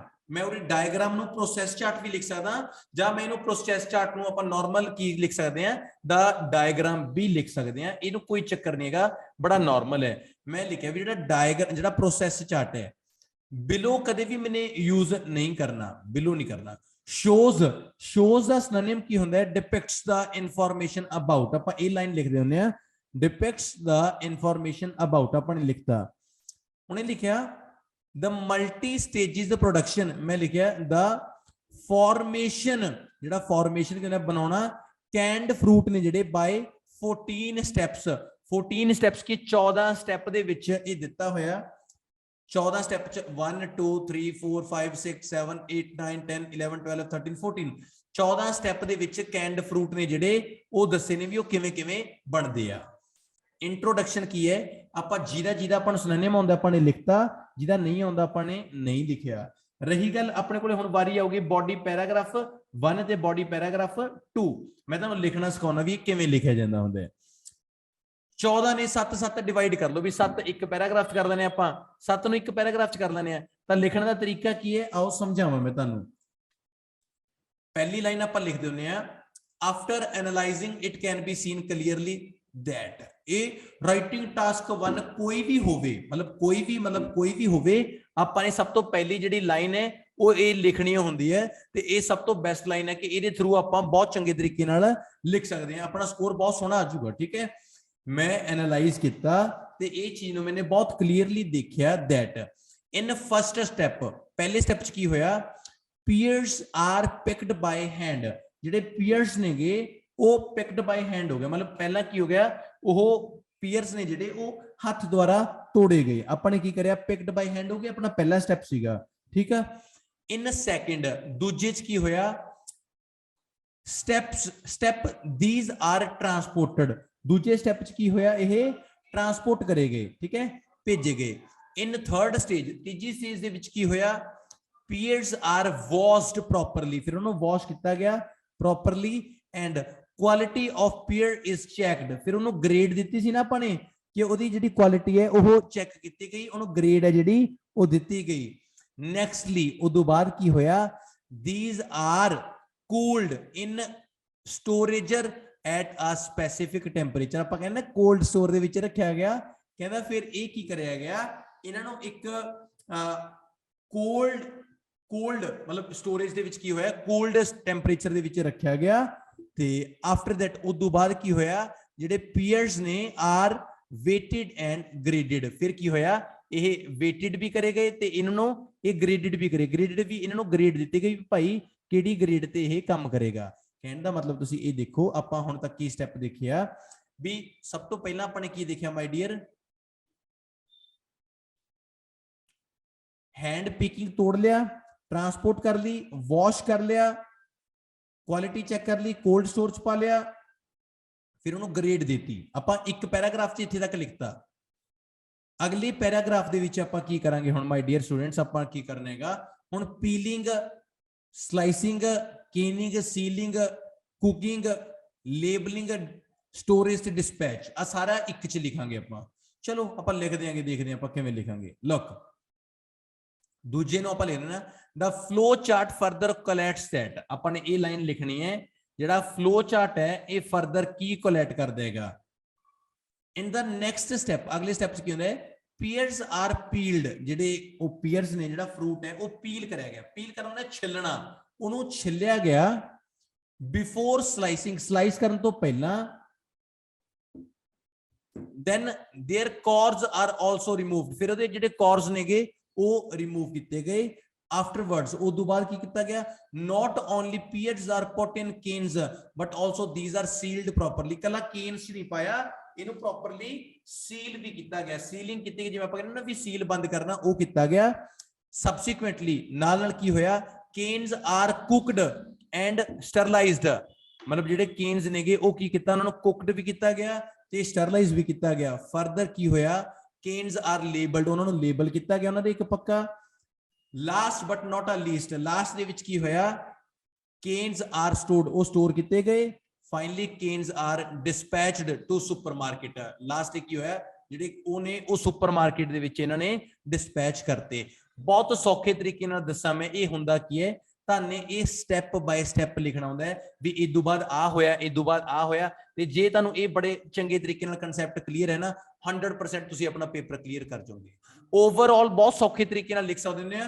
ਓਵਰਆਲ ਦੇ ਵਿੱਚ ਕੋਈ ਨਵੀਂ ਚੀਜ਼ ਹੈ ਜਿਹੜੀ ਉਹ ਨਹੀਂ ਮੈਂਸ਼ਨ ਕਰਨੀ ਦੀ, ਆਪਾਂ ਨੇ ਕਰਨਾ ਕੀ ਹੁੰਦਾ ਓਵਰਆਲ ਦੇ ਵਿੱਚ ਮਾਈ ਡੀਅਰ ਸਟੂਡੈਂਟ, ਮੈਂ ਤੁਹਾਨੂੰ ਦੱਸਾਂ। ਦੇਖੋ ਓਵਰਆਲ ਕਿਸ ਤਰੀਕੇ ਨਾਲ ਲਿਖਿਆ ਜਾਊਗਾ, देयर आर 14 स्टेप्स, किन्ने ने 14 स्टेप्स ने फॉर प्रोड्यूसिंग केन्ड फ्रूट, जिहड़े केन्ड फ्रूट ने इहनू बनाउण दे 14 स्टेप ने। All the steps are interlinked with each other, सारे स्टेप ने जिहड़े वो एक दूजे नाल की ने इंटरलिंक्ड ने। गल खत्म। आपां ओवरऑल दे विच की दसदा भी किन्ने स्टेप ने ते सारे एक दूजे नाल इंटरलिंक्ड ने। तुसीं अपनी तरफ तो एक लाइन ये भी ऐड कर सकदे होगे भी we can not skip any step, ਅਸੀਂ ਕਿਸੇ ਵੀ ਸਟੈਪ ਨੂੰ ਸਕਿਪ ਨਹੀਂ ਕਰ ਸਕਦੇ। ਦੈਟਸ ਇਟ, ਇਹ ਲਿਖਣ ਦਾ ਤਰੀਕਾ ਹੈ। Introduction, body paragraph 1, body paragraph 2 ਤੇ ਆਪਾਂ ਨੇ ਯੂਜ਼ ਕੀਤਾ ਓਵਰਆਲ। ਯਾਦ ਰੱਖਿਓ ਓਵਰਆਲ ਹਮੇਸ਼ਾ ਲਾਸਟ ਤੇ ਹੀ ਆਏਗਾ, ਪਹਿਲਾਂ ਨਹੀਂ ਆਊਗਾ। ਦਿਸ is called the rule, that's it.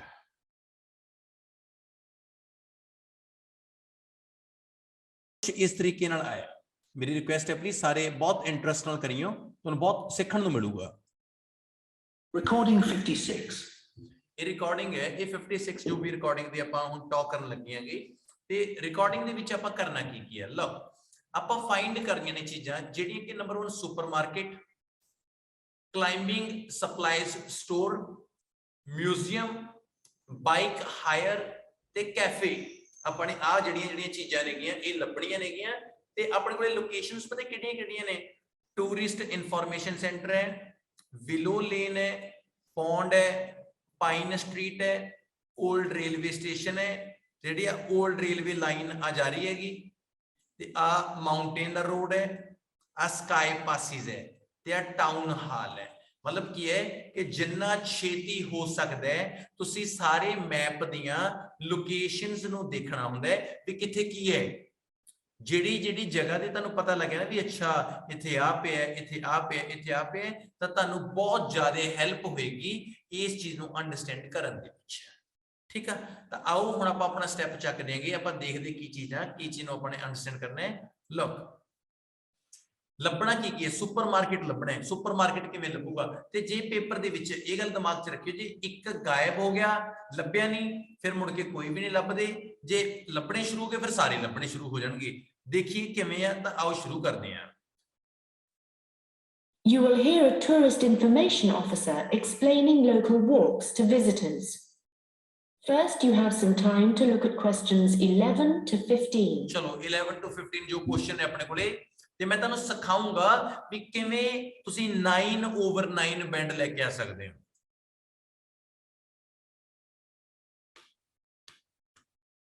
Welcome to everyone here. Welcome to everyone here ਕੀ ਹੋ ਗਿਆ ਸਾਰਿਆਂ ਦਾ ਜੀ ਆਇਆਂ ਨੂੰ। I hope you enjoy your stay in our village. ਹਾਂ ਕਹਿੰਦਾ ਮੈਂ ਉਮੀਦ ਕਰੂੰਗਾ ਤੁਸੀਂ ਮਤਲਬ ਸਾਡੇ ਪਿੰਡ ਦੇ ਵਿੱਚ ਜਿਹੜੀ ਇੱਕ ਸਟੇ ਕਰੀ ਹੈ ਇਹਨੂੰ ਤੁਸੀਂ ਇੰਜੋਏ ਕਰ ਰਹੇ ਹੋਵੋਗੇ। ਠੀਕ ਹੈ, And enjoy the local scenery. ਤੇ ਜਿਹੜੀ ਲੋਕਲ ਸੀਨਰੀ ਹੈ ਇਹਨੂੰ ਵੀ ਬੜਾ ਇੰਜੋਏ ਕਰ ਰਹੇ ਹੋਵੋਗੇ। I'll tell you a bit about the forest and mountain tracks in a minute. ਮੈਂ ਤੁਹਾਨੂੰ ਥੋੜਾ ਜਿਹਾ ਦੱਸੂਗਾ ਫੋਰੈਸਟ ਤੇ ਮਾਊਂਟੇਨ ਟ੍ਰੈਕਸ ਦੇ ਬਾਰੇ ਵੀ ਸਾਡੇ ਕੋਲ ਇੱਥੇ ਕੀ ਚੀਜ਼ਾਂ ਨੇਗੀਆਂ। But first, I'll just give you an idea of where everything is in the village. ਹਾਂ ਸਾਡੇ ਪਿੰਡ 'ਚ ਕਿੱਥੇ ਕੀ ਚੀਜ਼ ਪਈ ਨਾ ਆਈਡੀਆ ਦੇਵਾਂਗਾ where everything is in the village। ਸਾਡੇ ਪਿੰਡ ਦੇ ਵਿੱਚ ਕਿਹੜੀ ਜਗ੍ਹਾ ਤੇ ਕਿਹੜੀ ਚੀਜ਼ ਹੈ ਮੈਂ ਤੁਹਾਨੂੰ ਇਹ ਦੱਸੂਗਾ। ਰੈਡੀ ਹੋਗੇ ਮੈਪ ਕਰਨ ਦੇ ਲਈ? मैं तुहानू ना ये सिखाऊंगा, मैं तुहानू स्टैप बाय स्टैप क्लीयर कराऊंगा भी आ देखो इत्थे गया फिर आंसर एवें लभ्या। जे तुसीं ये गल याद रखियो जे क्लास ला ली ना तुहाने तुसीं 9/9 हिट करने की जरूरत रखने वाले स्टूडेंट होंगे फिर तुहानू प्राउड होगा भी हाँ असीं रमन सर तुहाडे कोले ऑनलाइन पढ़दे हां ते कोई वैल्यू है चीज दी। चलो देखिए। So we're here in the tourist information center. चलो जी असीं कित्थे आ? Tourist information centre. इन्हें अपनी लोकेशन दसी भी असीं इत्थे आ। पहला स्टेप क्लियर हो गया ना, टूरिस्ट इनफॉर्मेशन सेंटर च असीं हैगे आ। Okay, And when you come out of the center, ਜਦੋਂ ਤੁਸੀਂ ਇਸ ਸੈਂਟਰ ਤੋਂ ਬਾਹਰ ਜਾਂਦੇ ਹੋ you're on Willow Lane. ਤੁਸੀਂ ਵਿਲੋ ਲੇਨ ਚ ਆ ਜਾਂਦੇ ਹੋ। ਵਿਲੋ ਲੇਨ ਆ ਗਈ ਆਹ। ਠੀਕ ਹੈ, ਪਹਿਲਾਂ ਟੂਰਿਸਟ ਇਨਫੋਰਮੇਸ਼ਨ ਸੈਂਟਰ ਚੋਂ ਕਹਿੰਦਾ ਜਦੋਂ ਤੁਸੀਂ ਬਾਹਰ ਗਏ ਤਾਂ ਬਾਹਰ ਕੀ ਆ ਗਿਆ ਤੁਹਾਨੂੰ ਵਿਲੋ ਲੇਨ ਤੁਹਾਡੇ ਅੱਗੇ ਆ ਗਈ। Okay, Just opposite the pond. ਹਾਂ ਜਸਟ ਆਪੋਜ਼ਿਟ ਦਾ ਪੌਂਡ ਆ ਰਿਹਾ ਤਾਂ ਪੌਂਡ ਦੇ ਬਿਲਕੁਲ ਆਪੋਜ਼ਿਟ ਕਿਹੜੀ ਹੈ? ਵਿਲੋ ਲੇਨ ਤੁਹਾਡੇ ਸਾਹਮਣੇ ਹੈ। ਹੁਣ ਆਪਣਾ ਪਹਿਲਾ ਕੁਐਸਚਨ ਕੀ ਹੈ? ਸੁਪਰਮਾਰਕਟ ਦੇਖਣਾ ਆਪਣੇ ਕਿੱਥੇ ਹੈ। ਠੀਕ ਹੈ, If you want to get to the supermarket, very good. ਜੇ ਕਹਿੰਦੇ ਤੁਸੀਂ ਸੁਪਰਮਾਰਕਟ 'ਚ ਜਾਣਾ ਹੈ, ਹੁਣ ਆਪਾਂ ਕਿੱਥੇ ਖੜੇ ਹਾਂ? ਵਿਲੋ ਲੇਨ ਕੋਲੇ ਖੜੇ ਹਾਂ। ਕਿੱਧਰ ਨੂੰ ਜਾਈਏ ਦੇਖੋ। their supplies of food and water, go right. Go right. ਹੁਣ ਆਪਾਂ ਕੀ ਹੈ ਆਪਾਂ ਉਰੋਂ ਬਾਹਰ ਨਿਕਲੇ ਸੀ ਵਿਲੋ ਲੇਨ ਤਾਂ ਰਾਈਟ ਆਪਣਾ ਇਹ ਹੋ ਗਿਆ, ਆਪਾਂ ਰਾਈਟ ਤੁਰ ਪਏ, ਰਾਈਟ ਇਧਰ ਨੂੰ ਆ ਗਏ ਆਪਾਂ। ਓਕੇ ਠੀਕ ਹੈ ਸਰ, ਆਉਰੇ ਤੱਕ ਆਪਾਂ ਪਹੁੰਚ ਗਏ। ਠੀਕ ਹੈ, ਰਾਈਟ ਤੱਕ ਅੱਗੇ। That's the quickest way. And then turn right at the top of Willow Lane. ਹਾਂ ਅੱਗੇ ਵਿਲੋ ਲੇਨ ਦੇ ਜਿਹੜਾ ਟੌਪ ਹੈਗਾ ਜਿੱਥੇ ਉਰੇ ਪਹੁੰਚ ਗਏ ਫਿਰ ਇੱਥੋਂ ਵੀ ਰਾਈਟ ਮੁੜ ਜਾਓ ਤਾਂ ਇੱਥੋਂ ਵੀ ਰਾਈਟ ਹੈ। ਦੇਖੋ ਟਰਨ ਰਾਈਟ, ਫਿਰ ਆਪਾਂ ਇੱਥੋਂ ਵੀ ਰਾਈਟ ਹੋ ਗਏ। ਚਲੋ ਠੀਕ ਹੈ, ਪਹਿਲਾਂ ਆਪਾਂ ਟੂਰਿਸਟ ਇਨਫੋਰਮੇਸ਼ਨ ਸੈਂਟਰ ਤੇ ਸੀ, ਫਿਰ ਆਪਾਂ ਵਿਲੋ ਲੇਨ ਚ ਆ ਗਏ। ਵਿਲੋ ਲੇਨ ਚੋਂ ਕਹਿੰਦੇ ਰਾਈਟ ਮੁੜੋ, ਰਾਈਟ ਜਾਂਦੇ ਜਾਂਦੇ ਫਿਰ ਉਹ ਕਹਿੰਦੇ ਅੱਗੋਂ ਵੀ ਰਾਈਟ ਮੁੜੋ, ਆਪਾਂ ਉਰੇ ਤੱਕ ਆ ਗਏ। ਹੁਣ ਆਪਣੇ ਕੋਲੇ ਆਪਸ਼ਨ ਨੇ, ਆ ਦੋ ਆਪਸ਼ਨ ਨੇ, ਆਪਾਂ ਦੇਖਣਾ ਸੁਪਰਮਾਰਕਟ ਇਹ ਦੋਨਾਂ ਚੋਂ ਕਿਹੜਾ ਹੋਊਗਾ। And it's the second building you come to. अच्छा सेकंड बिल्डिंग है, मतलब आप पहली बिल्डिंग है ते आ दूजी बिल्डिंग है।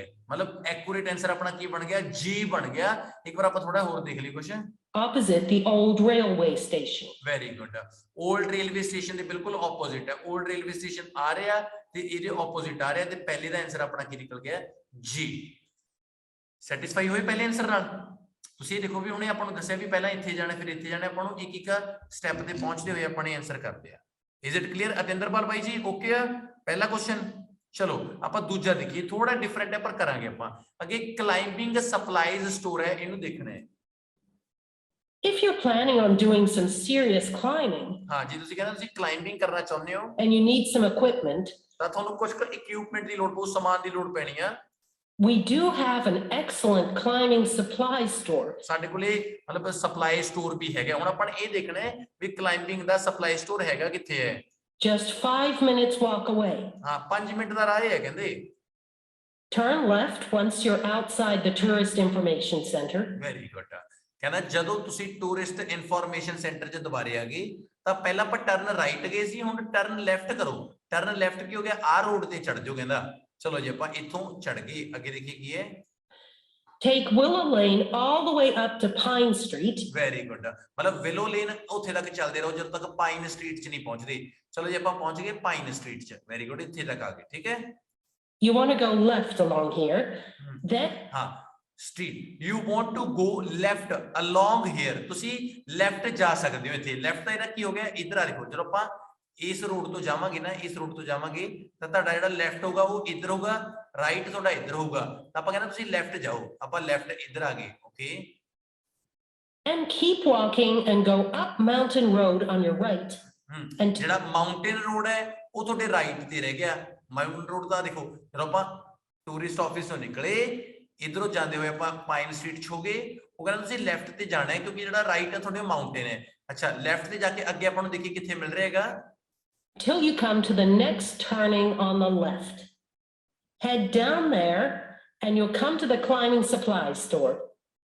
If you get to the small building that sells ski passes, ਹਾਂ ਕਹਿੰਦਾ ਜੇ ਤੁਸੀਂ ਸਕੀ ਪੈਸਿਸ ਤੇ ਪਹੁੰਚ ਗਏ, ਮਤਲਬ ਕਿ ਤੁਸੀਂ ਇੱਧਰ ਜਾ ਕੇ ਹੀ ਤੁਸੀਂ ਆ ਸਕਦੇ ਹੋ। ਜੇ ਤੁਸੀਂ ਸਕੀ ਪੈਸਿਸ ਤੇ ਪਹੁੰਚ ਗਏ ਨਾ, ਤੁਸੀਂ ਪਤਾ ਕੀ ਸਮਝਿਓ, you'll know you've gone too far. ਹਾਂ ਤੁਸੀਂ ਥੋੜਾ ਜਿਹਾ ਅੱਗੇ ਆ ਗਏ ਤਾਂ ਇਹਦਾ ਮਤਲਬ ਉਹ ਥੋੜਾ ਪਿੱਛੇ ਹੈ ਤੁਹਾਡੇ ਤੋਂ। ਤਾਂ ਬਚਿਆ ਕੀ ਉਰੇ ਡੀ, ਤਾਂ ਐਕੂਰੇਟ ਆਨਸਰ ਆ ਗਿਆ ਡੀ। ਟੂਰਿਸਟ ਆਫਿਸ ਦੇ ਵਿੱਚੋਂ ਲੈਫਟ ਸਾਈਡ ਨਿਕਲੇ, ਪਾਈਨ ਸਟਰੀਟ 'ਚ ਗਏ, ਫਿਰ ਉੱਥੋਂ ਲੈਫਟ ਮੁੜਨਾ ਸੀਗਾ। ਜੇ ਕਹਿੰਦਾ ਤੁਸੀਂ ਗਲਤੀ ਨਾਲ ਸਕਾਈ ਪਾਸਿਸ ਪਹੁੰਚ ਕੇ ਤਾਂ ਸਮਝ ਲਓ ਖਾਸੀ ਅੱਗੇ ਆ ਗਏ, ਤਾਂ ਡੈਫੀਨਿਟਲੀ ਐਕੂਰੇਟ ਆਨਸਰ ਕੀ ਆ ਗਿਆ ਡੀ। ਅੱਗੇ ਆਪਣੇ ਜਾਣਾ ਮਿਊਜ਼ੀਅਮ। ਹੁਣ ਆਪਾਂ ਦੇਖੀਏ ਮਿਊਜ਼ੀਅਮ ਕਿੱਥੇ ਹੈ। You also need to head to Pine Street for the museum. It's small, but well worth a visit if you're interested in the history of the village. ਹਾਂ ਜੇ ਤੁਸੀਂ ਵਿਲੇਜ ਦੀ ਹਿਸਟਰੀ 'ਚ interested ਹੋ ਤਾਂ ਬਹੁਤ ਵਧੀਆ। ਆਪਾਂ ਦੇਖੀਏ ਕਿੱਥੇ ਹੈ museum. And the old gold mining industry. So, when you reach Pine Street from here, ਹਾਂ ਜਦੋਂ ਤੁਸੀਂ ਪਾਈਨ ਸਟਰੀਟ 'ਚ ਆ ਗਏ, ਪਾਈਨ ਸਟਰੀਟ ਤਾਂ ਆ ਰਹੀ, ਮਤਲਬ ਤੁਸੀਂ ਇਸ ਗਲੀ 'ਚ ਹੋਗੇ। Okay, you'll see the old railway line on the other side of the road. ਹਾਂ ਰੋਡ ਦੇ ਦੂਜੇ ਪਾਸੇ, ਆਹ ਰੋਡ ਦੇ ਦੂਜੇ ਪਾਸੇ ਕੀ ਹੈ, 올ਡ ਰੇਲਵੇ ਦੀ ਲਾਈਨ ਹੈ, ਆ ਜਾ ਰਹੀ ਹੈ। ਦੇਖੋ 올ਡ ਰੇਲਵੇ ਲਾਈਨ ਹੈ ਨਾ ਜਿਹੜੀ, ਉਹ ਆ ਜਾ ਰਹੀ ਹੈਗੀ, ਠੀਕ ਹੈ।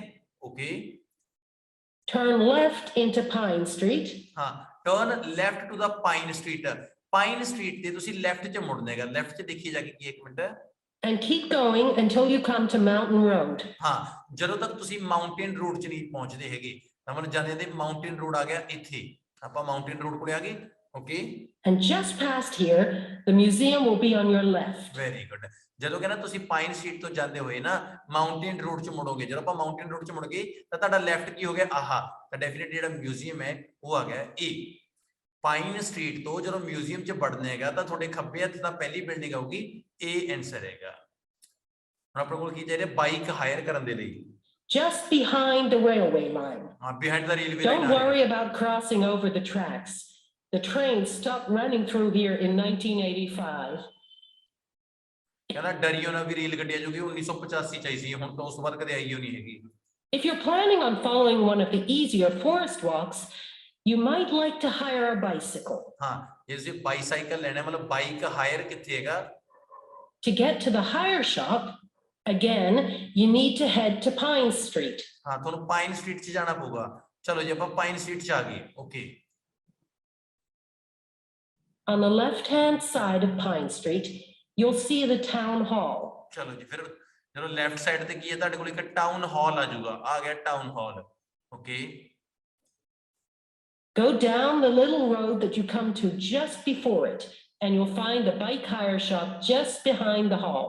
ਚਲੋ ਜੀ, ਹਾਲ ਦੇ ਜਮੀ ਪਿੱਛੇ, ਹਾਲ ਦੇ ਪਿੱਛੇ ਹੋਰ ਕੋਈ ਚੀਜ਼ ਨਿਕਲਾ ਈ ਹੈਗਾ, ਤਾਂ ਹਾਲ ਦੇ ਪਿੱਛੇ ਕੀ ਹੈ, ਬਾਈਕ ਹਾਇਰ, ਤਾਂ ਡੈਫੀਨਿਟਲੀ ਆਨਸਰ ਬਣ ਗਿਆ ਈ। ਹੁਣ ਆਪਣੇ ਕੋਲ ਲਾਸਟ ਹੀ ਰਹਿ ਗਿਆ ਕੀ ਹੈ, cafe. They have a good range of bikes, so I'm sure you'll find something that suits your needs. Last but not least, if you're hungry after a long day's trek, I can recommend our local cafe. Again, when you leave the tourist information center, turn tourist information centre ਜਿਹੜਾ ਉਹਨੂੰ leave ਕਰੋ, ਕਹਿੰਦਾ ਚਲੋ ਆਪਾਂ ਉਰੇ ਆ ਗਏ, ਠੀਕ ਹੈ, ਇੱਥੇ ਆ ਗਏ। right and follow Willow Lane until it joins Pine Street. Very good, ਕਹਿੰਦਾ ਰਾਈਟ ਸਾਈਡ ਤੇ ਮੁੜ ਜਾਓ, ਉਦੋਂ ਤੱਕ ਚੱਲਦੇ ਰਹੋ ਜਦੋਂ ਤੱਕ ਇਹ ਪਾਈਨ ਸਟਰੀਟ ਦੇ ਉਰੇ ਨਾ ਪਹੁੰਚੇ। ਆਪਾਂ ਉਰੇ ਤੱਕ ਆ ਗਏ, ਠੀਕ ਹੈ, okay. And right opposite, on the far side of the railway tracks, is the cafe. Very good, ਬਿਲਕੁਲ ਰੋਡ ਦੇ ਕਹਿੰਦਾ ਪਰਲੇ ਪਾਸੇ ਕੈਫੇ ਹੈ, ਤਾਂ ਐਕੂਰੇਟ ਆਨਸਰ ਆ ਗਿਆ ਸੀ।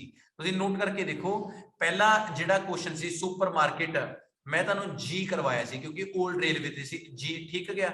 ਦੂਜਾ ਆਪਾਂ ਨੇ ਕਰਿਆ ਸੀ ਕਲਾਈਂਬਿੰਗ ਟਰੀ ਸੀਗਾ, ਆਪਾਂ ਪਾਈਨ ਸਟਰੀਟ ਤੋਂ ਹੁੰਦੇ ਹੁੰਦੇ ਖੱਬੇ ਜਾ ਕੇ ਸਕਾਈ ਤੋਂ ਪਹਿਲਾਂ ਡੀ ਸੀਗਾ, ਆਪਣਾ ਡੀ ਸੀਗਾ। ਤੀਜਾ ਜਿਹੜਾ ਆਪਣੇ ਕੋਲ ਸੀ ਮਿਊਜ਼ੀਅਮ ਸੀਗਾ, ਉਹ ਮਾਊਂਟੇਨ ਸਾਈਡ ਤੋਂ ਜਦੋਂ ਆਪਾਂ ਲੈਫਟ ਗਏ ਸੀ, ਉਹ ਆਪਣੇ ਕੋਲ ਇੱਥੇ ਸੀਗਾ, ਏ ਸੀਗਾ। ਚੌਥਾ ਉਹ ਟਾਊਨ ਹਾਲ ਦੇ ਬਿਲਕੁਲ ਨਾਲ ਸੀਗਾ, ਈ ਸੀਗਾ। ਤੇ ਪੰਜਵਾਂ ਬਿਲਕੁਲ ਆਪਣੇ ਕੋਲ ਸੀ ਸੀਗਾ। ਦੈਟਸ ਇਟ, ਮਤਲਬ ਜੀ ਡੀ ਏ ਈ ਸੀ ਆਪਣੇ ਸਾਰੇ ਦੇ ਸਾਰੇ ਕੁਐਸਚਨਸ ਹੈਗੇ। ਤੁਸੀਂ ਦੇਖੋ ਮੈਪ ਨੂੰ ਕਰਨ ਦਾ ਇਹ ਤਰੀਕਾ, ਤੇ ਇਸ ਤੋਂ ਵਧੀਆ ਤਰੀਕੇ ਨਾਲ ਆਪਾਂ ਕੁਝ ਵੀ ਨਹੀਂ ਕਰ ਸਕਦੇ, ਤੇ ਸਭ ਤੋਂ ਬੈਸਟ ਟ੍ਰਿਕ ਨਾਲ ਮੈਂ ਤੁਹਾਨੂੰ ਮੈਪ ਪੜਾਇਆ, ਤਾਂ ਉਮੀਦ ਕਰੂੰਗਾ ਕਿ ਕੁਝ ਤਾਂ ਸਮਝ ਆਇਆ ਹੋਣਾ, ਜ਼ਿਆਦਾ ਨਹੀਂ।